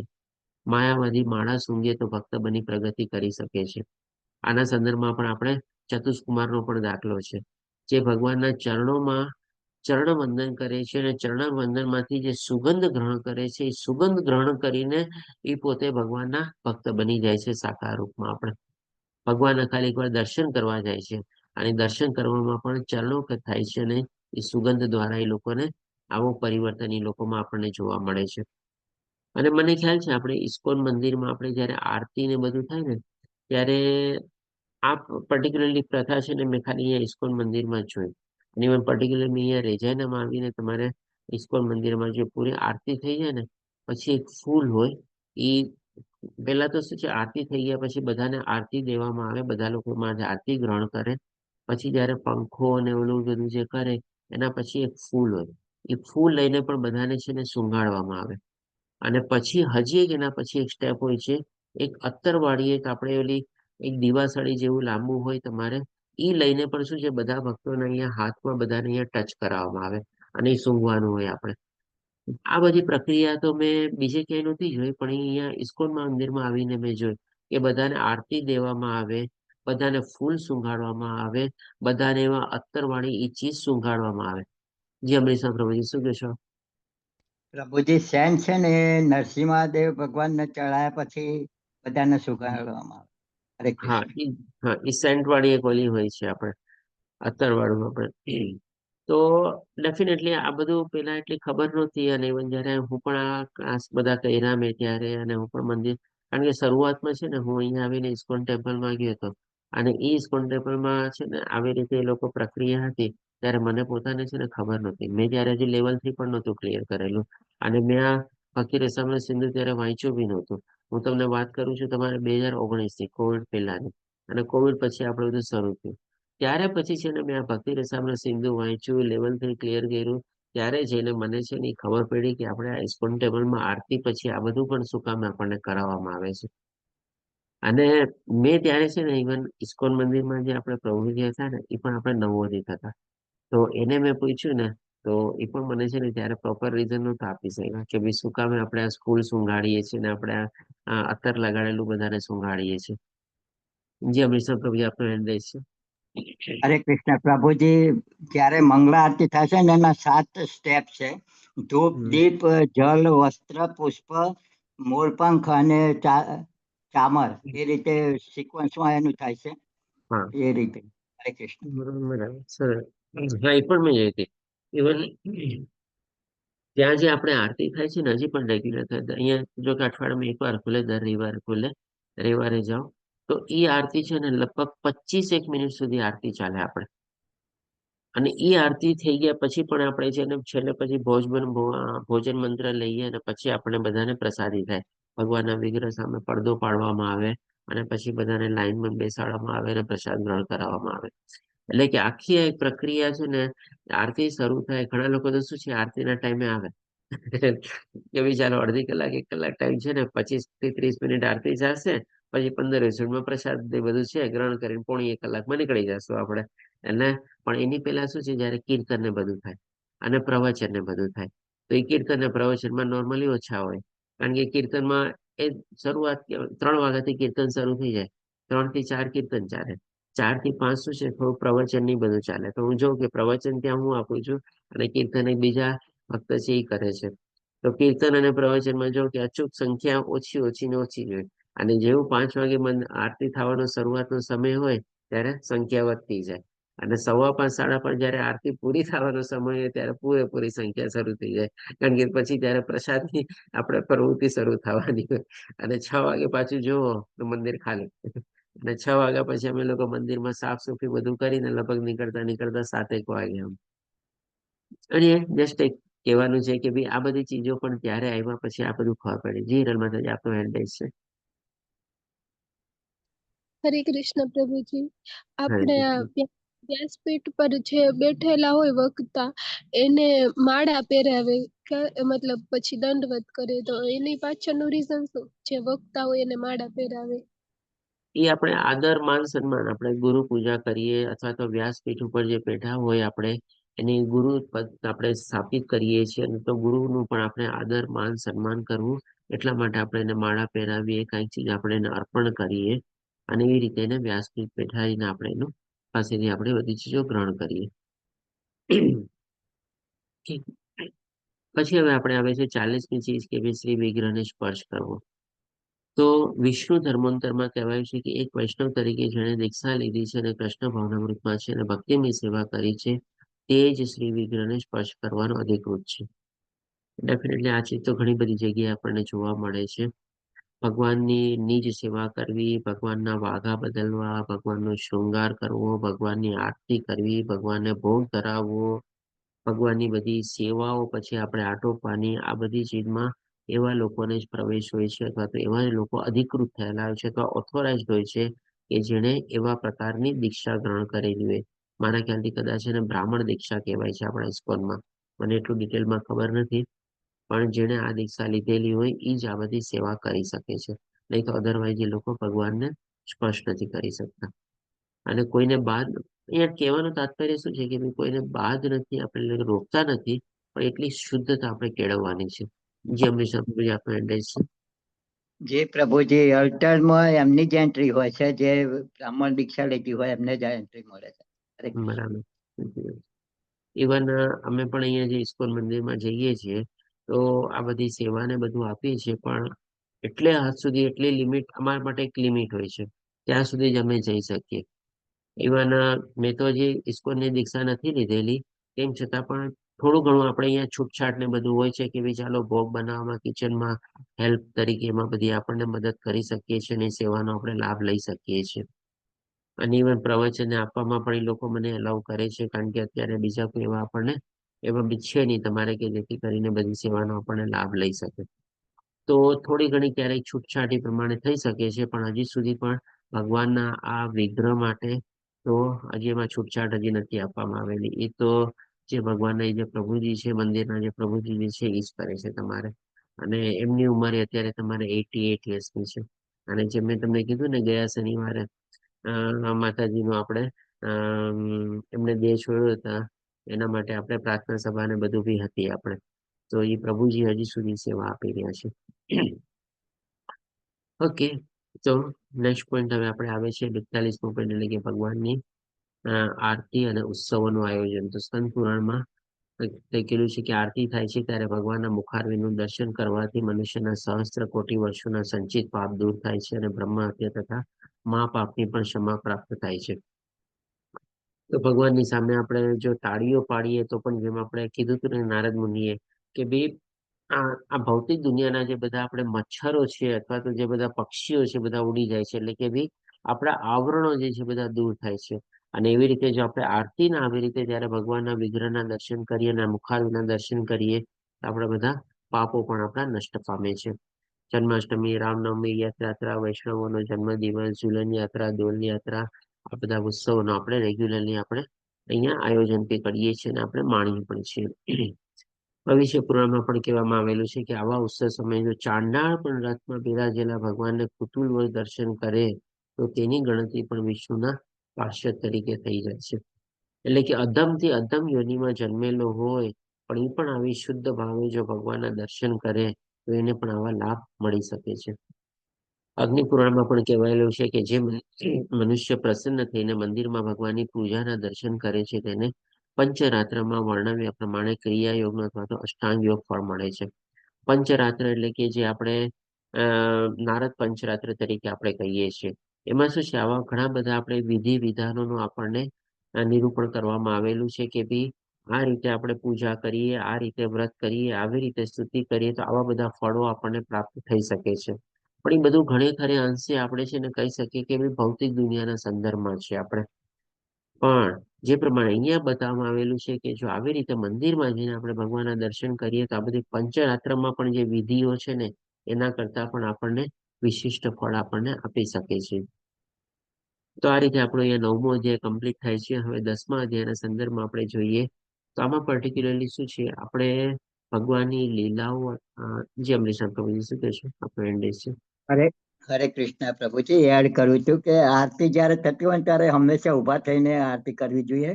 વત્તા એવું એ પણ કહેવાય છે કે કોઈ પણ માખી કે કોઈ પણ ચટકો ભરે ને ત્યારે એને ઉડાડવું ના જોઈએ. એટલે બધી પ્રક્રિયાઓ બંધ કરી દેવી જોઈએ. હરે કૃષ્ણ.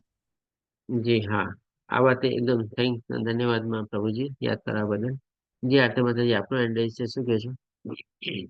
હરે કૃષ્ણ પ્રભુજી, આપણે પેલું પ્રસાદ ગ્રહણ કરવાનું આવ્યું ને તો આ વસ્તુ એ આજે જાણવા મળ્યું કે એમાં પુસ્તકમાં એવું લખ્યું છે કે અર્ચા વિગ્રહની સમક્ષ નહીં ગ્રહણ કરવાનું, એમ એ નહોતી ખબર. હા, આની પહેલા પણ એકવાર એ પોઈન્ટ આવેલો જ હતો આપણે, અને ત્યારે પણ મેં ડિસ્ક્રાઇબ કરેલું હતું કે ભાઈ આપણે મંદિરમાં જ્યાં વિગ્રહ હોય ને એની સામે આરતી ને બધું થયા પછી છે ને પડદો પાડવામાં આવે. અને પડદો પાડીને પછી જેમ કે જો અલગ વ્યવસ્થા હોય ભોજન અથવા પ્રસાદ લેવાની, કે પાછળમાં કોઈક એવો હોલ ને હોય વિગ્રહની સામે ન હોય તો ત્યાં એ લોકો ત્યાં જઈને પ્રસાદ લે છે, કારણ કે ત્યાં વિગ્રહ હોતા નથી. પણ બધી જગ્યાએ આવી સગવડ હોતી નથી. પર્ટિક્યુલર જેમ કે અહીંયા હું મંદિરમાં કહું તો અહીંયા એવી સગવડ નથી કે ભાઈ હજી એવો બીજો હોલ હોય. એ મંદિરનો જ મોટો હોલ છે, ત્યાં વિગ્રહની સામે પડદો કવર કરવામાં આવે, પછી ત્યાં એ જ હોલમાં બધા લાઈનથી બેસી જાય અને બધાને પ્રસાદ ગ્રહણ કરવામાં આવે. એટલે કે ભગવાનની સામે આપણે ત્યારે પ્રસાદ ગ્રહણ નથી કરતા, ભગવાનની સામે પડદો રાખીને આપણે ગ્રહણ કરીએ છીએ. અને ઇવન જયારે ભગવાનને આપણે ભોગ ધરાવીએ ને ત્યારે પણ ભગવાનની સામે પણ એ પડદો પાડવામાં આવે છે, અને ભગવાનને ભોગ ગ્રહણ કરવામાં આપણે એને સમય પણ આપણે આપીએ છીએ. અને પછી આપણે ભોગ લેવામાં આવે છે અને પછી પડદો દૂર કરવામાં આવે છે. તો બંનેમાં એક મર્યાદા છે. આપણે એ બંને ભગવાનની સામે આપણે પણ પ્રસાદ નથી લેવાનો, અને આપણી સામે ભગવાન પણ છે ને પ્રસાદ નથી ભોગ નથી અંગીકાર કરતા. બંનેમાં એક પડદો આપણે વચ્ચે આવે છે. અને પ્રભુજી આ મંદિર લક્ષી જ હશે ને, જે લખ્યું ઘરે જે હોય તો હા એની માટે તો આ નિયમ નહીં લાગુ પડતો હોય ને, કેમ કે અર્ચા વિગ્રહ છે એ તો મંદિરમાં જ હોય પ્રાણ પ્રતિષ્ઠા વાળા. હા, આપણે ઘરમાં તો શું હોય છે, મંદિરનું એક આપણે અલગ ગ્રહ હોય અને મંદિરમાં આપણે ભોગ ધરાવી લઈએ, પછી આપણે ભોગ ત્યાંથી લઈ લઈએ છીએ અને પછી આપણા ડાઇનિંગ ટેબલ કે બધામાં આપણે લઈને આપણે અત્યારે બધા જમતા કરતા હોઈએ છીએ. નોર્મલી આપણે ભગવાનની સામે તો જમતા જ નથી હોતા આપણે.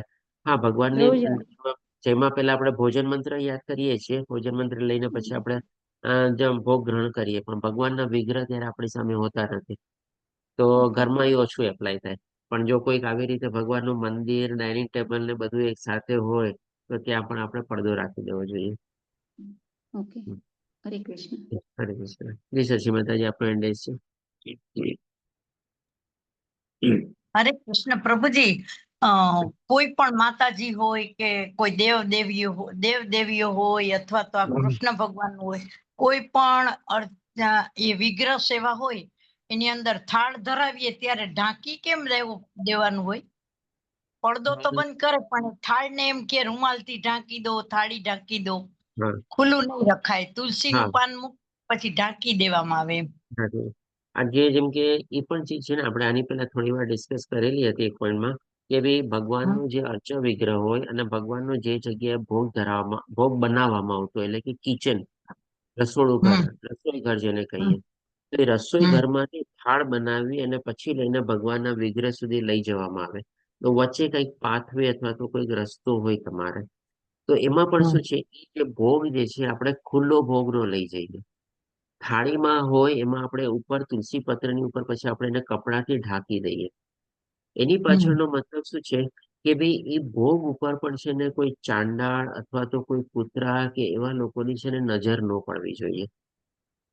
અને ત્યારે પણ એ પણ સમજાવતો કે ત્યારે મેં પણ કીધેલું હતું કે આપણે પણ જયારે માની લો ખાતા પીતા હોઈએ ને, ત્યારે આપણે પણ શું છે થોડી ઘણી કાળજી અથવા તકેદારી રાખવાની કે ભાઈ એવા લોકોની સામે આપણે નોર્મલી નહીં ખાવાનું તમારે, કે જે આપણને લાગે કે જરાક આવી રીતે છે, તો એવા લોકોની સામે ખાવા પીવાનું આપણે થોડુંક ટાળવું જોઈએ. આપણે એની સામે આપણે ગ્રહણ ન કરવું જોઈએ. આ એને કેવા ટ્રેનમાં બહુ બને છે હા પ્રભુજી, ટ્રેનમાં બને આવું, ટ્રેનમાં આવું બને છે. ટ્રેનમાં બને.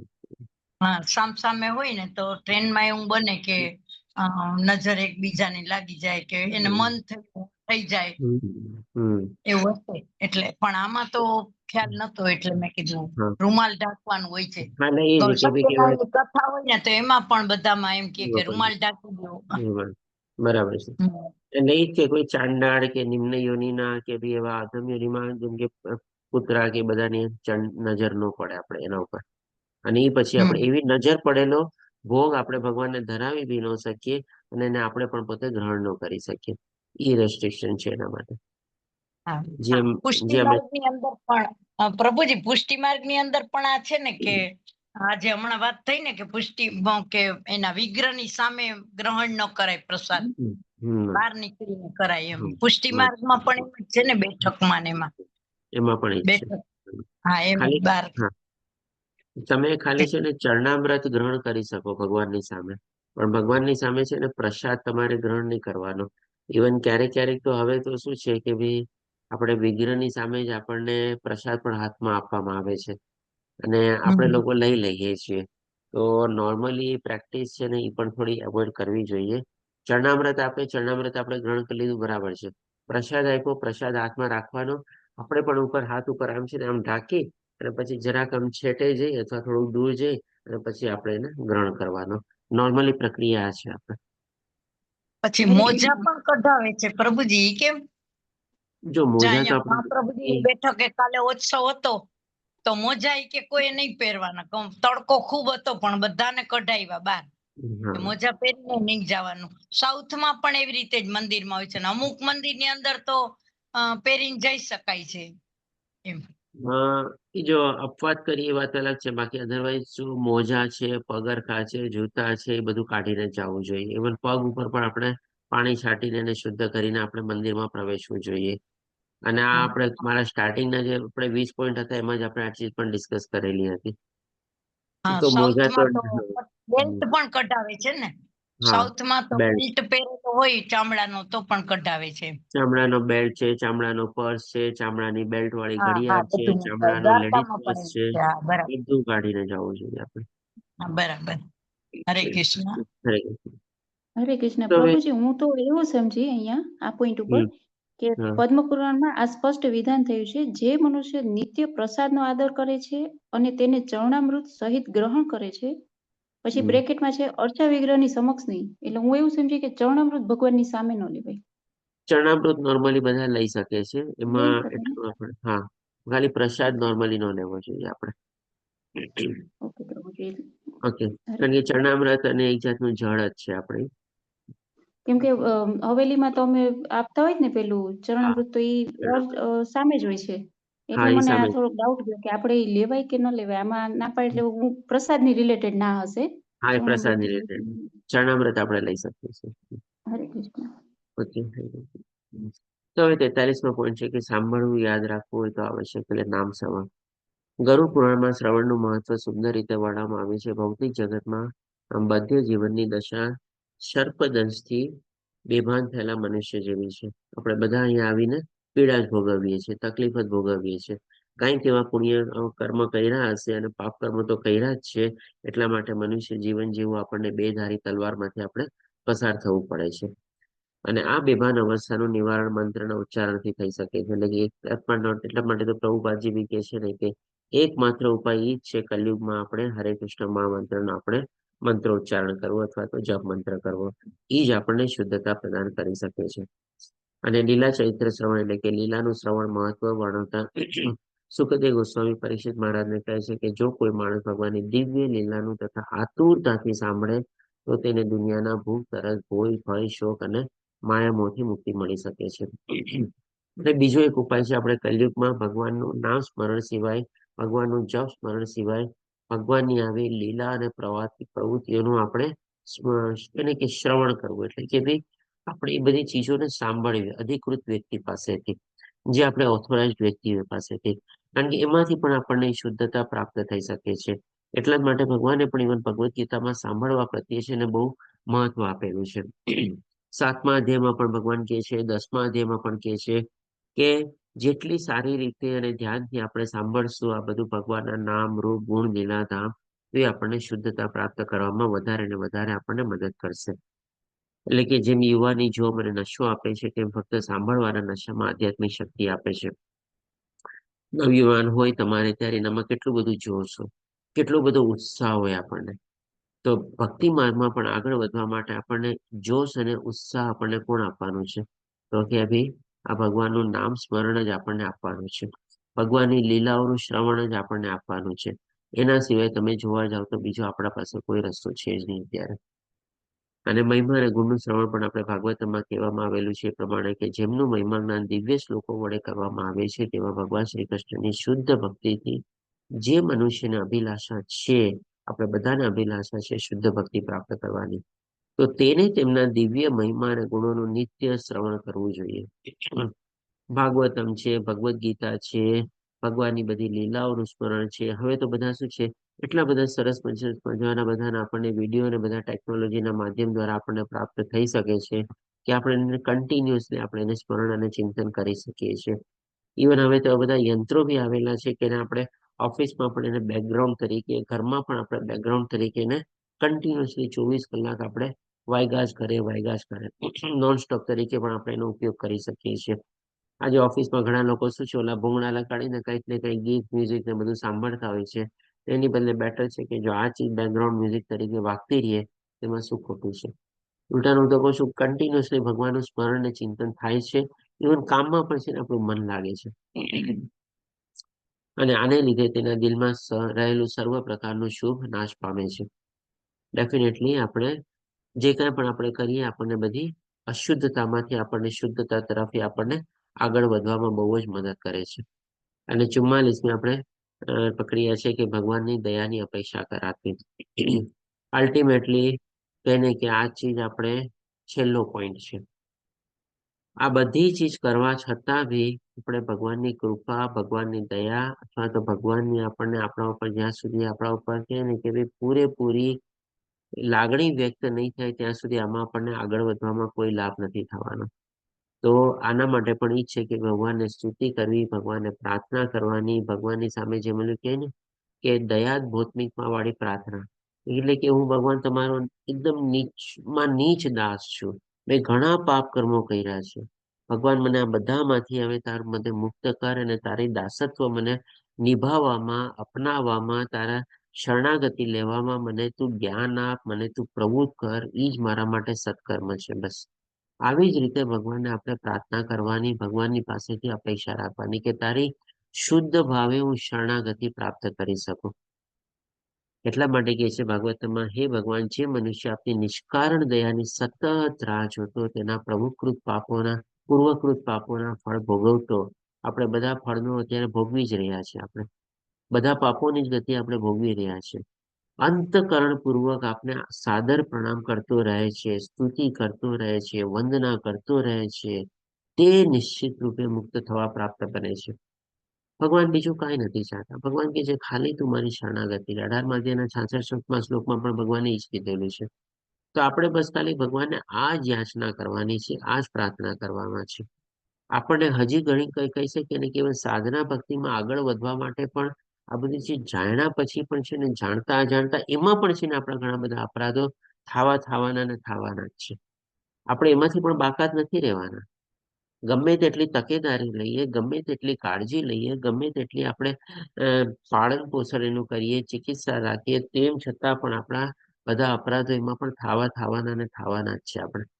તો આ બધાથી પણ બચવા માટે અલ્ટિમેટલી તો આપણે કહીએ ને કે ભગવાનને ખાલી આપણે સ્તુતિ અને પ્રાર્થના જ કરી શકીએ છીએ. અને અલ્ટિમેટ ચીજ ઈ જ છે બસ.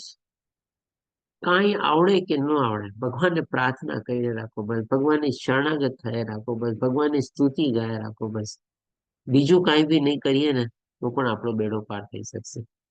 ને આ બે રીતે એનો ઉલ્લેખ કરે છે કે પાપોના ફળ ભોગવતા દયાની રાહ જોવી, પ્રતિક્રિયાઓને દયા તરીકે સ્વીકારવી. આપણી સાથે આપણે જે પાપો કર્યા છે ખબર નથી આપણે કેટલું ભોગવવાનું છે, કેટલા હદ સુધી ભોગવવાનું છે અને ક્યાં સુધી ભોગવવાનું છે. પણ અત્યારે જે પરિસ્થિતિમાંથી આપણે પસાર થઈએ છીએ એ પણ એક ભગવાનની કૃપા છે. કદાચ ખબર નથી આપણને ભગવાન એવા બધા જે આપણે ભોગવવાની જે સ્થિતિ હશે એમાંથી કેટલી નાના આપણે કહે ને કે ભાઈ ચમકલા ખાલી દેખાડે છે અને આપણે એમને સહન કરીએ છીએ અને આપણે એમાંથી પસાર થઈ જઈએ છીએ. અને ભગવાન આપણને હજી સુધી આપણો સાથ સહકાર આપતા રહ્યા છે અને આપણને આગળ પણ વધારતા રહીએ છીએ. તો આ પણ ભગવાનની કૃપા છે. આપણે જે ભાવથી જેવા ભાવથી જેમ ભગવાને ચોથા અધ્યાયમાં 11 અને 12મા શ્લોકમાં કહે છે કે મારી શરણાગતિ લે છે એવા ભાવથી એને પ્રતિકાર કરું છું. તો ભગવાન જે પ્રતિકાર કરે છે ને એ આપણા શરણાગત લેવાના ભાવથી તો કહે ને કે ભાઈ 100, 1000, 10 ગણું, લાખ ગણું, કરોડ કરતું પણ બહુ મોટું હોય છે. આપણે એક પગલું પણ ભગવાન પ્રત્યે આપણે આગળ વધારીએ છીએ ને, ભગવાન આપણે કહી શકીએ કે આપણા પાછલા 10 જન્મોના છે ને અથવા તો 100 જન્મોના છે ને આપણા પાપ કર્મો ભગવાન આપણને નાશ કરાવી દે છે. અને જે કાંઈ પણ આપણે ભોગવીએ છીએ એ તો આપણે કહીએ ને કે ભાઈ સાગરના એક ટીપા જેવું છે બસ ખાલી. એવી સમજીને જો આપણે ભગવાન પ્રત્યે દયા રાખીએ તો જ આપણે બધામાંથી આપણે પાર થઈ શકશું. અને બીજું છે ભાઈ પાપ પ્રતિક્રિયાઓમાંથી પસાર થતી વખતે વારંવાર મનમાં પ્રાર્થના કરવી કે ભગવાન તારી કૃપાના કારણે જ આ પાપ પ્રતિક્રિયામાંથી એની સજા કેટલી મોટી હશે મને ખબર નથી, ક્યાં સુધી મારે ભોગવવાની હશે એ પણ મને ખબર નથી, કેટલી હદ સુધી મારે ભોગવવાની હશે એ પણ મને ખબર નથી, પણ તારી કૃપા અને તારી દયાના કારણે એ બધામાંથી અત્યારે હું પાર થઈને તારી સામે ઊભો છું. તારી શરણાગત લેવા માટે હું તત્પર છું. તો એવા ભાવથી જયારે આપણે પસાર થશું ને તો ભગવાન તો બહુ દયાળુ છે. ભગવાન આપણને બધામાં આપણને આપણી આંગળી પકડીને છે ને આપણને આગળ લઈ જશે આપણે. એટલે કે આ ચીજ તો બહુ જ મહત્વની છે. આપણે ઇવન માની લો ઘણા લોકો એમ કે ભાઈ હું તો 64 પ્રક્રિયામાં એકદમ સરસ રીતે ચુસ્તપણે પાલન કરું છું, એમાં આગળ વધી રહ્યો છું, મારી પ્રગતિ થઈ રહી છે.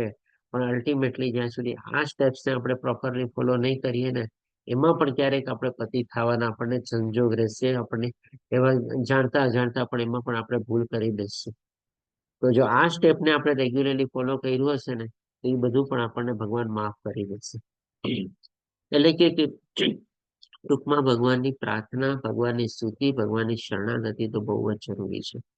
અને છેલ્લે આવે છે સ્મરણ, એટલે કે ભાઈ વિષ્ણુ સ્મરણ. પૂર્ણ પુરુષોત્તમ ભગવાનનું સ્મરણ કરવા માત્રથી સર્વ જીવાત્મા સર્વ પ્રકારના કલ્યાણને પાત્ર બને છે. ડે ઇન ડે આઉટ, જેમ ભગવાને 8મા અધ્યાયમાં કીધેલું છે ને, સતત સ્મરણ કરવાનું. તેથી હું એવા અજન્મા અને સનાતન ભગવાનનું નિત્ય સ્મરણ કરું છું. આપણે ભગવાને પણ 8મા અધ્યાયમાં કીધેલું છે કે મરતી વેળા જે શુદ્ધ ભાવથી મારું સ્મરણ કરશે એમાં લેશ માત્ર શંકા નથી કે મારા ધામને પ્રાપ્ત નહીં કરી શકે. 100% ભગવાન ગેરંટી આપે છે કે મરતી વખતે પણ જે શુદ્ધ ભાવથી એક વાર પણ મારું જો સ્મરણ કરશે તો એ મારા ધામને પ્રાપ્ત કરી શકશે. તો આની ચીજ ક્યારે પ્રાપ્ત થાય? જેને આજીવન સ્મરણ કર્યું હોય ત્યારે જ ને. એ પણ ભગવાન આપણને 8મા અધ્યાયમાં બતાવે છે. તો પદ્મપુરાણમાં પણ એ જ કહે છે કે જીવનના અંતગાળે અથવા જીવન દરમિયાન જેમનું સ્મરણ કરવા થકી મનુષ્ય બધા પાપ પરથી મુક્ત થઈ જાય છે એવા પૂર્ણ પુરુષોત્તમ પરમેશ્વર ભગવાનને હું પ્રણામ કરું છું. એટલે કે ડેફિનેટલી 100% કહીએ ને કે 100% નહીં પણ 1000% ની ગેરંટી છે કે જો આપણે ભગવાનના સતત સ્મરણમાં લાગેલા રહેશું ને તો આપણો બેડો પાર કરવા આપણને કોઈ રોકી નથી શકવાનું. ઇવન ભગવાન પણ આપણને આપણો સાથ આપવાના છે.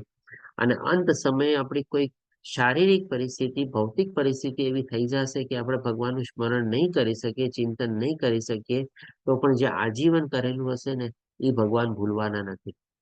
એ અંત સમયે પણ ભગવાન યાદ કરીને આપણને આપણો બેડો પાર કરાવશે અને આપણને પોતાના ધામમાં લઈ જશે. એટલે સતત સ્મરણ, સતત ચિંતન, સતત પ્રાર્થના, નિત્ય પ્રાર્થના અને સતત ભગવાનની શરણાગતિ, આ 3-4 ચીજ જો આપણે કરી લઈએ ને, તો હું તો કહીશ કે બાકી બધી પ્રક્રિયા છે ને ઓટોમેટિકલી આવશે. ઓટોમેટિકલી પાછળ પાછળ થતી જ રહેશે. આપણે સતત સ્મરણ, સતત ચિંતન, સતત પ્રાર્થના, સતત સ્તુતિ, સતત ભગવાનની શરણાગતિ, કન્ટિન્યુઅસલી જેમ આપણા હૃદયના ધબકારા ચાલે છે ને, એમની જ રીતે આપણે તો ચાલતું જ રહેવું જોઈએ, ચાલતું જ રહેવું જોઈએ. બસ એમાં ક્યારેય અટકાવવું ન જોઈએ. આપણે ક્યારેય હૃદય આપણું કહે છે કે ભાઈ હવે હું એક ધબકારો આરામ કરી લઉં, હમણાં 2 ધબકારા મને આરામ કરવા દે, પાછું ચાલુ કરી દઈશ. એક ધબકારો બી અટકી જાય, આપણે પોતે ડાઉન થઈ જઈએ. તમારે આપણે શ્વાસ પણ કેવી રીતે લઈએ છીએ, કન્ટિન્યુઅસલી શ્વાસ લઈએ છીએ. સૂતા, બેઠતા, ઉઠતા, ગમે તે રીતે આપણે શ્વાસ શ્વસન ક્રિયા આપણી ચાલતી જ હોય છે. આપણા હૃદયના ધબકારા બી ચાલતા જ હોય છે. તો જેમ શ્વસન ક્રિયા ચાલે છે, જેમ આપણે હૃદયના ધબકારા ચાલે છે, એવી રીતે આ સ્મરણ, ચિંતન, શરણાગતિ, સ્તુતિ જો આપણે ચલાવતા જ રહીએ ને, એ જ આપણો બેડો પાર કરશે. અને બાકી બધી ચીજ ઓટોમેટિકલી થવાનું ને થવાનું જ છે. આપણે આ રીતે છેલ્લું સ્ટેજ છે આપણે 46 એટલે કે ધ્યાન, એટલે કે રૂપ ધ્યાનમ. તો નરસિંહ પુરાણમાં કહે છે પૂર્ણ પુરુષોત્તમ ભગવાનના ચરણ કમળનું ધ્યાન દિવ્ય છે અને ભૌતિક સુખ દુઃખની અનુભૂતિ પર છે. આવા ધ્યાનથી અત્યંત દુરાત્મા મનુષ્યમાં પણ તેના જીવનના સર્વ દુષ્કર્મોથી ઉદ્ધાર થઈ જાય છે. ડેફિનેટલી જે ભગવાનનું ધ્યાન, સ્મરણ, ચિંતન એ પણ આપણે સતત ચાલતું જ રહેવું જોઈએ. અને ગુણ ધ્યાનમ વિષ્ણુ, એટલે કે ભગવાનનું રૂપ આપણા સતત, આપણે કહીએ ને કે ભગવાનનો એક ફોટો આપણે કન્ટિન્યુઅસલી સામે રાખીએ. આજે જેમ કે આપણે ઓફિસમાં ડેસ્ક હોય, આપણું કન્ટિન્યુઅસલી આજકાલ નોર્મલી બધાને શું છે, ઓફિસ વર્ક, ટેબલ વર્ક અને કમ્પ્યુટરની સામે બેઠેલા હોય છે. કમ્પ્યુટરની સાથે સાથે જ આપણે એક નીચે સરસ મજાનો ભગવાન રાધા કૃષ્ણનો આપણે ફોટો રાખી દઈએ ને, આપણે ઓટોમેટિકલી તમે જોજો આપણી નજર છે ને ત્યાં પડવાની જ છે. આપણી નજર ભલે કમ્પ્યુટરના સ્ક્રીનની સામે હશે, પણ એ નીચે નજર આપણી જાશે ને જાશે તમારી, જેવો ફોટો રાખેલો હશે આપણે તો. એ પણ છે ને આપણું કન્ટિન્યુઅસલી ધ્યાન સ્મરણ આપણું થતું રહે છે. અને ગુણ ધ્યાનમ એટલે કે ભગવાનના ગુણો, એટલે કે જે મનુષ્ય નિત્ય કૃષ્ણ ભાવનામાં રહે છે અને ભગવાનના દિવ્ય ગુણોનું સ્મરણ કરે છે, તે સર્વ પાપ કર્મજન્ય ફળોથી મુક્ત થાય છે અને એ રીતે શુદ્ધ થયા પછી ભગવાનના ધામમાં પ્રવેશવા યોગ્ય બને છે. લીલા ધ્યાનમ એટલે કે જે મનુષ્ય ભગવાનની મધુર લીલા અને અદ્ભુત કાર્યનું સતત ધ્યાન કરે છે, તે નિશ્ચિત રૂપે સર્વ ભૌતિક દોષોથી મુક્ત થઈ જાય છે. આજે જેમ મેં કીધું ને, આપણે આપણા ડેસ્ક છે કે ક્યાંય પણ છે જે ભગવાનનો આપણે ફોટો રાખતા હોઈએ, માની લો આપણે રાધા કૃષ્ણનો ફોટો રાખ્યો. હવે ભગવાનને કોક ભગવાનના ભક્તોને શું છે, લીલામાં બહુ ઇન્ટરેસ્ટ હોય. તો માની લો એ જે ગોવર્ધન ધરણધારી છે, ગિરિરાજ ધરણધારી જે છે, એનો એ લીલાનો ફોટો પણ રાખી શકે. એ ભાવે પણ એ ભગવાનનું પણ સ્મરણ કરે છે અને ભગવાનની લીલાનું પણ સ્મરણ કરે છે. બંને ચીજ થઈ જાય છે. અને રાધા કૃષ્ણ એટલે કે ભગવાનની શક્તિનું પણ સ્મરણ થાય છે. જેવો જેનો ભાવ એવી રીતે. અને સેવા ધ્યાનમ એટલે કે માનસિક રીતે રસોઈ બનાવતી વખતે દક્ષિણ ભારતીય પ્રતિષ્ઠાપન નગરના બ્રાહ્મણની આંગળીઓ બળી જવાની વાર્તા. આ વાર્તા આપણે તમે જોજો પુસ્તકમાં બહુ સારી રીતે વર્ણવવામાં આવેલી છે. એ આપણે માનસિક સેવા કરતા હતા. એમની પાસે એટલી સુખ સુવિધા અને સગવડ નહોતી કે ભગવાનને આવા બધા વિવિધ ભોગો ધરાવી શકે, ભગવાનને અલગ અલગ પ્રકારના વાઘા પહેરાવી શકે, ભગવાનને અલગ અલગ નદીઓનું પાણીથી સ્નાન કરાવી શકે. એની પાસે નહોતી. માનસિક સેવા કરતા હતા. અને એક દિવસ આવી રીતે માનસિક ભગવાનનો ભોગ બનાવે છે અને ભગવાન માટે ખીર બનાવેલી છે અને લાગે છે કે ભાઈ ખીર ગરમ છે કે નહીં, હું આંગળી બોળીને જોઈ લઉં. એને તો માનસિક રીતે આ બધું બનાવેલું હતું. અને એને કે માનસિક સેવામાં એને ખીર બનાવી અને ખીરની ઉષ્ણતા આપવા માટે એને એમાં આંગળી બોળી. પણ હકીકતમાં શું થયું, એ માનસિક સેવાનો એટલો બધો પ્રભાવ હતો, એમાં એટલો બધો એ ભક્તનો ભાવ ડૂબેલો હતો કે એની આંગળી બળી ગઈ તમારી. એટલે કે કહેવાનું તાત્પર્ય એ છે કે આપણે બાકી બધી ચીજો કરતા હોય કે ન કરતા હોય, પણ આવી રીતે માનસિક રીતે પણ જો ભગવાનનું સતત સ્મરણ, ચિંતન, સ્તુતિ, લીલા આપણા મનમાં જો ચાલતું રહેતું હોય ને, તો એ જ લાભ પણ આપણને મળી શકે છે, જે અત્યારે અહીંયા માનસિક સેવાના રૂપમાં એ બ્રાહ્મણને પણ એ મળ્યો તમારે. જે હમણાં શબ્દ આપણે દેશે પ્રભુજી પેલો દષ્ટિપાત વાત થઈ ને, આપણે પ્રસાદ ઢાંકીને કેમ લઈ જાય છે, એની અંદર આ જેમ માનસિક સેવા છે ને, એમ પેલા જે માનસિક ભાવ ના હોવો જોઈએ એની અંદર. કે પ્રસાદ કેવો છે ભગવાનને ધરાય પહેલા માનસિક ભાવના થવું જોઈએ. જેમ કે આપણે ખીરચોળની આપણી છે આખી કહાની એ રીતનો કે એટલા માટે એ ઢાંકીને લઈ જાય છે. મનમાં ભાવ ના થવો જોઈએ ભગવાનને ધરાય પહેલા. હરે કૃષ્ણ. હા, એ પણ એક મહત્વની ચીજ છે. ધન્યવાદ પ્રભુજી.